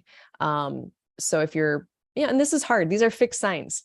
We don't really love to change things here, or if we do want to change things, it's just kind of difficult. So, and I'm glad then that we have a good 3 and a strong 4 months of Venus in this place to work through all of those changes. Because in a fixed sign, change does not happen swiftly. So, I'm going to use myself as an example again, because it's just so fucking obvious. I can't even stand it. I'm moving in with a beautiful man and I have to adjust a lot of things in order to basically like move in. When you move in with somebody, your relationship changes, right? Like you have different like schedules that you're putting together. You've got different sets of Tupperware that you're putting together. It's a lot of adjustment that needs to happen. And this is what mine is going to be about. And 6 months ago, I was like, this looks like it could be that. I was like, oh, what could Uranus and Venus be across my 7th and my 4th? I'm moving, or I'm totally changing my client base, or I am doing all of these things differently between my 7th and my 4th. What was not on my radar was moving in with another human being. That was not on the radar at all. I didn't know I was going to meet somebody. I didn't know this was going to happen quickly. I didn't know that any of this was going to happen. So it really goes to show, like, even in the course of a 6-month span of time, so much can change and the context can change so much that when we look ahead at transits 6 months down the road, 12 months down the road, there's only so much worrying that is actually necessary. There's only so much that we can kind of see because just shit changes so much. And am I worried about Venus retrograde? Actually, no, because my situation is very descriptive of second tries / third try, fourth try. So this is me doing things differently for the first time too. In the past, I've been an idiot. Now I'm not. So I'm really excited to try this with all of my knowledge I've gained and all of the different ways of existing in partnership that I know now how to do so that it doesn't turn out shitty like all the last ones. I shouldn't say all of them, but most of them. So for me, this is a second chance. It's me having to make a ton of adjustments, and it's really dangerous, exciting opportunities. So pretty like definitely just look at them house topics, because it'll probably tell you what this Venus retrograde is going to be about. Let's say that you have Venus in your 4th. I mean, this is like the quintessential rearranging your living room furniture. This is creating a space in your home where you can be creative. Maybe this is a space in your home where you can actually have sex in private. It could be all kinds of 4th housey type things, but some rearrangement is needed, and it might have something to do with just you maybe feeling confident and able to make those changes. Maybe you yourself, your circumstances have stabilized such that you can rearrange your home a little bit and nest in just the way that you like into your home, because 1st house, general circumstances. Maybe you yourself have developed some kind of understanding about yourself so that you know what you need. And then that allows you to make the changes that you need to make in your home. So that, or, maybe, okay, I have confidence so I can actually make good relational boundaries with my parents or something like that. All of those are possibilities. Okay. Cat's out of the bag. Claire's out of the bag. I actually did a burlesque routine once where I was a cat and I made a giant paper bag out of smaller paper bags. It was awesome. And it folds up just like a giant paper bag. I still have it. Maybe I'll do my next broadcast from that paper bag. Maybe is there some like National Cat Day? We can do that. All right. What else? I think that's it. On the 23rd, Mercury is squaring Uranus. So that's kind of interesting too. We've got this shift of Sun into Leo. We've got this change of Venus stationing. And at the same time, we get Mercury all of a sudden squaring Uranus. So, I mean, again, calls for flexibility, getting new information, unexpected information, getting maybe plans suddenly rearranged, suddenly jarred, having to pivot, having to think quickly on your feet. I do believe that Mercury is going to do just fine handling whatever this is. They are visible. They are received by their domicile lord, so they're very well resourced. They have a nice connection with Uranus in having Venus right here. I know she's stationing, so like, yeah, but I mean, still helpful. And Jupiter is here as well. So, I mean, I know it's a square, might not be the most comfortable, but the outcome here doesn't look concerning to me at all. I think whatever interruptions or disruptions we may have on the 22nd, 23rd, we'll be able to meet them just fine. And two, at that point, Mars is separating from Saturn, so that's also very helpful. Then on the 25th, we get the first or the third quarter moon. Sorry, or no, first quarter. Is first quarter? No. Which one is it?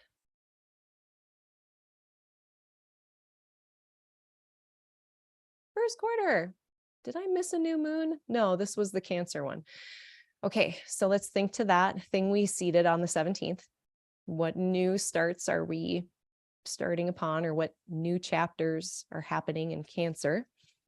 And then on the 25th, we get our first quarter moon, and it's happening right by the node here with the sun still kind of at the bending. So we're still very square the nodes.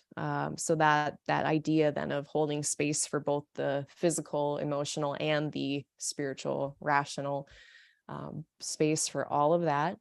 And we're getting our first kind of notion during this lunar cycle of what might need to be adjusted. It is activating the fixed stuff. So not the most comfortable in my mind, but I am biased because I'm a fixed sign person. I feel like if we, not every Scorpio is like this, but I think fixed signs in general, something that all of the fixed signs are trying to do is control the outcome in some way, shape, or form. Anytime we, like cardinal, we start something. Fixed signs, we maintain it. Mutable signs, we let it go, we let it transition, we let things be flexible.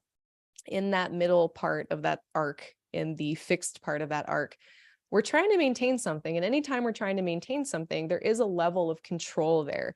In Taurus, it's material control. In Leo, it's how we're acting or behaving, that fire, controlling that, being really dependable and stable, loyal in our actions. In Scorpio, motivation wise, emotionally, all of those things are being very, very fixed. And then we're trying to, kind of, with Mars ruling Scorpio, we're trying to control the actions themselves or the outcome of all of the actions, basically water tying all of the actions together. We're trying to control all of that. In Aquarius, intellectual control, trying to maintain or control a certain intellectual system of some kind. So we get intellectual stubbornness, and we're maintaining and controlling our attitudes and our thoughts about things in a really structured Saturnian way. So not to say Scorpios and Scorpio moon is the only one who wants to control the outcome, but we might really be feeling that on this day, on the 25th. So we may have to just loosen the grip on the steering wheel and take a deep breath.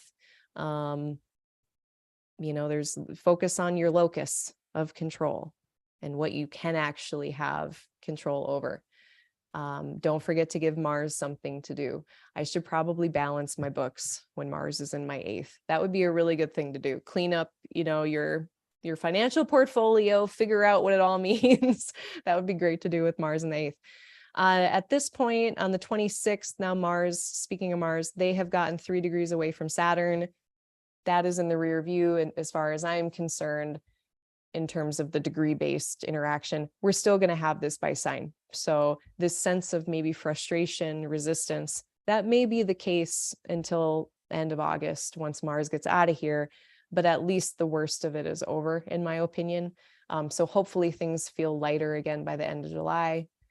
And then we get, on the 27th, the Mercury Venus conjunction.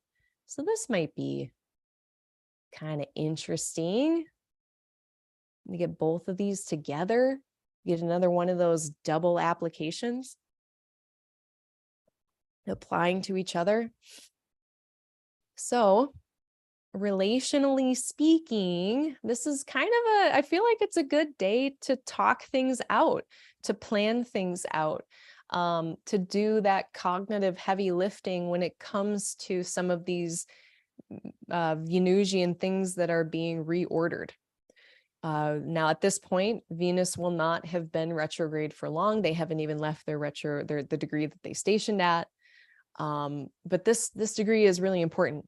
So this is another day to kind of write in our diaries or our journals, just vaguely what's going on. It doesn't have to be like a whole synopsis, but if you do keep track of those kinds of things, this would be a good day, because then later Venus will revisit this degree. The sun's going to hit this degree, and it might echo some of the themes that are happening at the end of July. So when we get Venus and Mercury together, again, like relationship communication stuff, do it, be open, be experimental, do things differently, communicate differently than you have. It can also be really great for music, art, creativity, and doing experimental things in that regard. So if you are a musician or an entertainer, someone who has to be charming, anything in hospitality, anything where you can put these two together, it's an opportunity to do that in a way that is just really successful, especially if you're trying things differently. Now, let's say you are trying to be really charming and Venus is retrograde, so the other person is not having it, then let it go. This is something where Venus is inconsistent. Retrograde planets are inconsistent. So as much as we get this conjunction and we get to bring these two energies together of both Mercury and Venus, the part where Venus makes things, harmonious and fun and pleasurable, that part isn't as online. So just have a little bit of caution with things, like if you're telling a joke or being funny, read the room, don't forget to read the room. Okay. I guess that's kind of a thing for all of Venus retrograde. Just don't forget to read the room.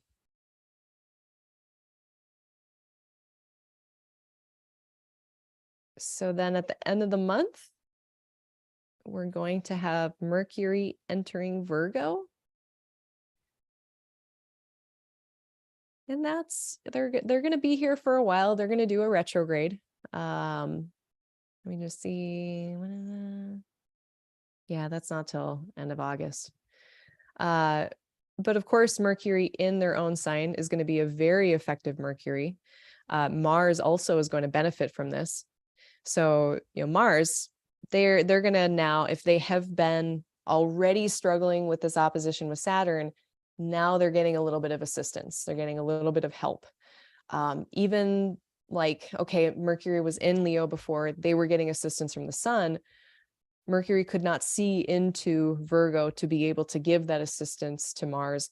Now, as of July 28th, July 29th, Mars will have more support. So hopefully now we'll be even seeing more progress, more forward movement in the Virgo parts of our chart.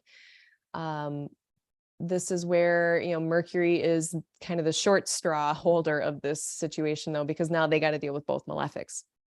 So very effective. I don't think it's going to be super comfortable for Mercury. So when it comes to money stuff with commerce, buying, selling, having conversations, planning, editing, writing, making music, being a craftsperson, like very, very effective, maybe a bit frenzied or busy. All in all, I think it's going to feel the best once Mercury gets away from Saturn. So these first few days, so July 27th, 28th, through like October 1st, if we can just get to, August 1st, if we can just get to August 2nd, then Mercury is going to be separating from this. And then I feel like we'll be cooking with gas after this. Still a bit crunchy, but like now Mercury isn't impeded either. So I like August a bit more for what's going on in Virgo. I think the end of July, we have to wait till things shake out a little bit in Virgo. Did I miss anything? We're also, gal, this is, that's more getting into August. I think there's a couple other things I need to discuss and then we'll be done.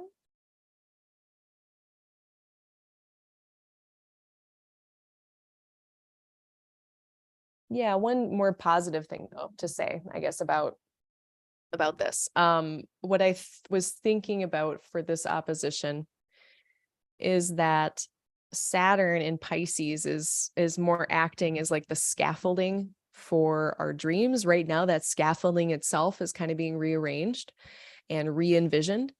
And then Mercury Mars has an opportunity in an Earth sign to figure out, problem solve how we're going to get to this new envisioned Pisces dream thing. So what little tedious things need to get done and maybe done differently as Mercury does their retrograde here. But there's part of this opposition here that feels really constructive in the end. It's going to be a bit of a balancing act, right? Because it's an opposition. How do we reconcile these two places that are very different? But it does feel very constructive to me. And anytime we get Mars and Saturn working together, or in this case, they're in the same room. I don't know how well they're working together, but we do have motivation and we have discipline. So take that for what you will. There's still a relationship there between those two. This is something I wanted to maybe warn us about. So the moon, when it goes into Sagittarius, and this is late July 27th into, late July 27th. The moon is going to go into Sag. It's going to meet this nice trine with the sun. It's like, oh my gosh, so enthusiastic, so hopeful. I know exactly what I want. It's my money and I'm going to get it now. And the moon is all pumped and ready. But then right after that, it is going to hit Saturn. Because remember, we're in a mutable sign. So it's almost like, it's like being tricked. I feel like this is a little bit like being tricked because the moon goes into Sag. It gets this beautiful, very nice trine through fire. And then it just gets slapped with a bunch of restrictions or rejections or something like that. So if there's something that comes up on like the 27th that we're feeling really enthusiastic about or excited to get started on or something like that, I would give it until after we get away from Mars, even like, so late Thursday, just like pump the brakes on stuff until maybe like Saturday, like late Friday, Saturday. I want the moon to experience Saturn and Mars before we decide on how we're going to feel by the end of Friday or how we're going to feel by Saturday. And again, it might just be something small, like, you know, oh, I'm going to get a new bike. And then I realize like, I need to read the bike manual. Like it could be something like that. But yeah, it's kind of weird. So, oh, and the other thing too, anytime Mars is an overcoming square like this to the moon.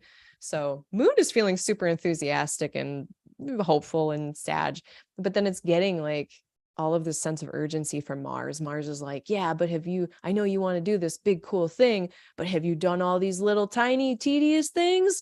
They all need to be done yesterday. And the moon is like, oh no. But if you do have a sense of urgency on like July 26th, 27th, 28th, well, no, July 27th, 28th, if you have a sense of urgency, make sure it's urgent. Make sure you're not just rushing because you're anxious, or you're just rushing because you're worried about letting someone down, or you're just rushing for whatever reason.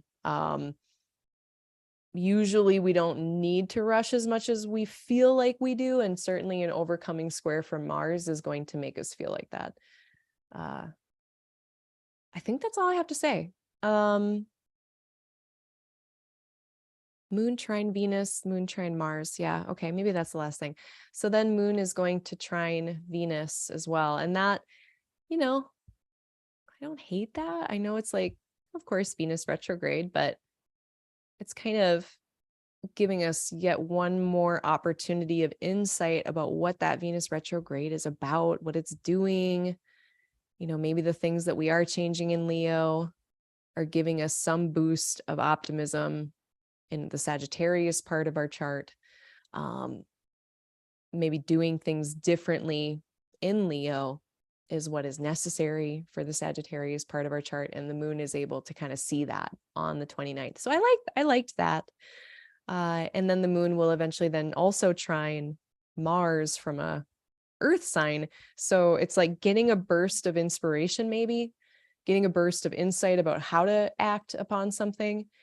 And then the moon will carry that fire and then get into a really practical, pragmatic trine with Mars, then acting and getting shit done about what we were just inspired about. So 28th, 29th could be somewhat productive, cool, interesting, progress driven. That's it. That's the month. What time is it? 7. Yeah, so a little over 2 hours, not too bad. Yeah, July did not feel like it had nearly as much as a lot of other months. And maybe I just missed stuff. So I should always ask too, is there any transits I missed that you wanted to go through? If I didn't go over something you wanted to talk about, speak now or forever hold your peace. Yeah, Susie Robertson, thank you. Thanks. Every day is a cat day over there. Yes. Moonwater asked, does the current Venus-Mars conjunction have any tie-in to the one in Aquarius in February 2024? Continuing story or separate?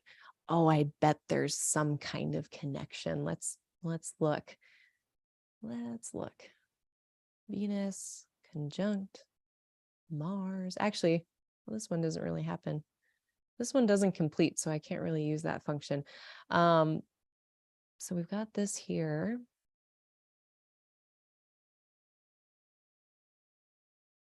And then February of 2024, we're going to have it the same little deal here in Aquarius.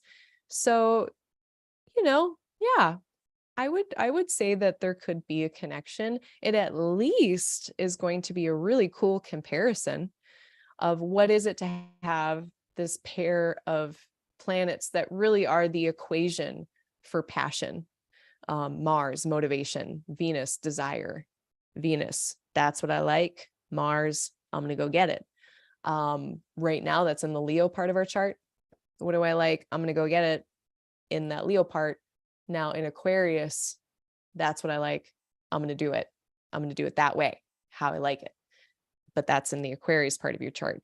So similar type of planetary vibes. They're going to be in a different environment.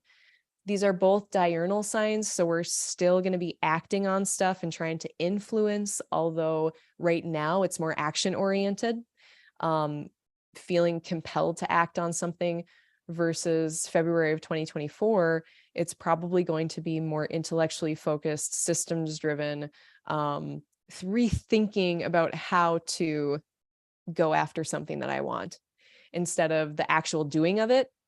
It's that Aquarius standing back and analyzing, is this actually the best way to get what I want? Is this actually what I want? So I do think there will be a lot of similarities. Let's see because it's so interesting because they don't meet. Yeah, here we are now. Yeah, Mars just kind of moves on. They never meet. Then they get there. Then does Mars overcome?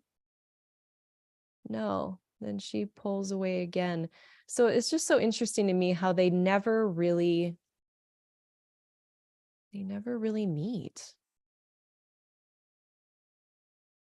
Oh, do they there? Oh, they do. Okay, so that'll be part of the story too. Now we're into February. Now we're just fooling around. But it always is good to see, okay, after all of that time. So this is where this feels like the connecting point, because we've had Mars and Venus just hanging out, never really completing or consummating whatever they're working on together. And it's like maybe once February happens, we finally see these two come together and maybe something culminates. Maybe there's some special event that happens when we finally get contact. And not only that, but then Venus is overtaking. Yeah, Venus overtakes Mars. This whole time Mars has been ahead and Venus has been trailing. Now Venus is the one who is leading. So that is also going to change the vibe a little bit. It's you always got to look. Venus and Mars interactions are really interesting because it's hard to tell sometimes without the software who's applying to who and kind of who's moving into who. Because if Venus is moving into Mars, Venus softens Mars. If Mars is moving into Venus, Mars is making Venus harsher or more assertive. So it really does matter kind of who is moving into who. So, when I'm looking at this in February, it's like Mars is being assertive, intellectually doing its thing. Venus is a softening influence. It's like a nice person kind of with their hand on your shoulder being like, hey, when you present this idea, maybe ask if the other people like it. So it's that nice influence. And then do they switch at all? No, Venus keeps kind of leading the way. So yeah, I think it will speak to things, and it might be almost I want to use the word culmination. I don't know if that's the right word. Fruiting. I want to use full moon words, but I don't know if those are the right words to discuss in February when they come together. But thank you for putting that on my radar. I need to look into all that a lot more. Dux Noctis says, I'm curious to see when Mercury enters its decan, then term after the Cazimi in Cancer, to see if it's a little easier to deal with the combustion. I mean, if the medieval folks are right, it should be. Let's actually show my cool wheel. Got some new wheels. We can see we've got Mercury here. We've got Mercury's decan. And this is going by descending Chaldean order. There's also the triplicity rulership scheme for the decans, and I don't use that one personally. And then we got Mercury's bound. And similar to how a planet in domicile is better resourced. It's not going to be harmed by the beams of the sun. It is also said, especially the further we go in the tradition into the Islamicate and Persian traditions, we then start to add things like if a planet is in its own bound, if it's in its own decan, does it also garner that protection? And I think it does. I think it does. I don't have any other explanation personally for how my Mercury does anything. If it wasn't in its bound, I think things would not be running like they are. So yeah, I am also curious about that. So then that happens right after the Cazimi on July 1st. Mercury is going to enter its decan. And then if we look to pretty much the next day, July 2nd, July 3rd, and 4th, we've got Mercury in they're bound for a little while. So we might have a little reprieve. Thanks for bringing that up. That's a super good point. I'm very happy you brought that up because I wasn't even thinking about the decans or the bounds. Any other final queries, final questions? And I wonder if I have any concluding thoughts. So yeah, overall, a lot of fixed energy, a lot of receptive nocturnal energy, lots of responding to a lot of change that's already happened. The lunar nodes are shifting, and so we are putting away more of the nocturnal Scorpio, Taurus stories. We're moving into Aries, Libra, still Mars, Venus. That's something I didn't really touch on. You know, maybe that's worth touching on. Hold up. Reverse it. We're going to go talk about the nodes a little bit more.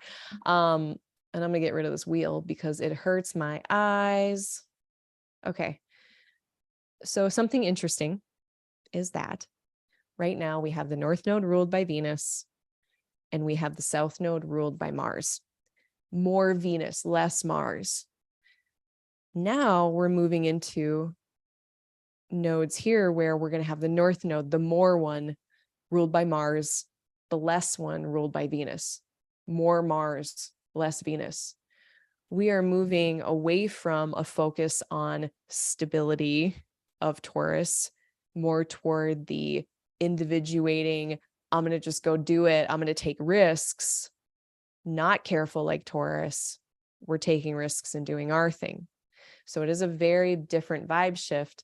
I guess the other thing to note too is just what is the condition of these planets, and Venus, who's going to be ruling over the South Node, is not going to be in the best shape for at least some of this first part of this journey of the node through Libra. So all of this time, you know, things in Libra are going to be shifting as well. And there might be some kind of connection between the Libra and Leo parts here. What things are kind of on their way out in Libra, and what does that have to do with our seven or our Leo place? So, yeah, tying those things together. It's a sextile. Something's constructive about it. But yeah, looking at the rulers of these nodes and letting that kind of inform us as well as that's happening. But yeah, anyway, overall thoughts, lots of nocturnal energy, lots of fixed energy. There's not a lot of rabble rousing like there has been the last few months, in my opinion. Mercury gets better as the month goes on. Venus gets more and more challenged as the month goes on. And the Mars-Saturn opposition might create some frustration or resistance in mid-July if we can wait until, you know, wait until Mercury gets beyond this. And again, that's not really till the end of the month, but that'll be really helpful too. And that'll probably feel quite a bit better once we get in August. So next month, we got the rest of the Venus retrograde to talk about. We've got another Venus-Uranus square to talk about. We do not have any eclipses. We're going to have, I believe, a Mercury retrograde start next month. So next month has some things too, but we'll talk about it then. Announcements. Final questions. Oh, good, Jessica. I'm glad you found it. Welcome. Nice to see you. So my books are open. I am booking right now out into a little bit into August, end of July. So definitely get in if it's more urgent. Other than that, I'm still working on my research. The moon under bond stuff, I feel like a lecture is starting to form in my mind. Like I have a handful of examples that are really solid, that are really good teaching tools. And I think I'm going to start working on my lecture, but I'm still taking clients for that. I would love to read for 100 people on it. I don't think that's going to happen before I need to get this done. I'm almost to 50, but I would love for people to just keep on doing these research readings, especially if you're like over the age of 40, you're extra valuable to me. And you get a discount. I have a senior citizen discount. If you are over senior citizen, if you're over 55, you get a 10% off discount. It's at the top of the booking page. I think it's thank you 10. I think that's what it is. Don't use it if you're a whippersnapper and you're young. I have a sliding scale. If money is an issue and you need astrology, I don't want you to be barred from that because of financial stuff. So definitely email me, Aligning Light Astro. It's shortened, aligninglightastro@gmail.com. That's my email. That's how I schedule sliding scale folks. So if you need financial assistance, I'll put the link below.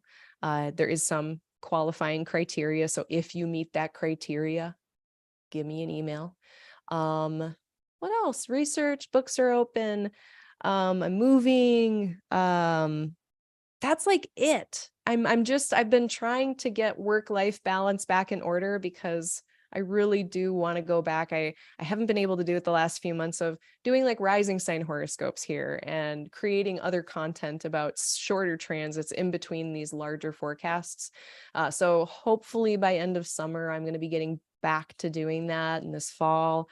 Things got a little wild there for me this spring into summer. So I kind of fell off the wagon with that. I think that's it though. I think that's all I have. I hope everyone has an excellent July. Thank you for dealing with my very sleepy post-nap 5 p.m. coffee ass. I think I'll be okay. But I will see everybody next month.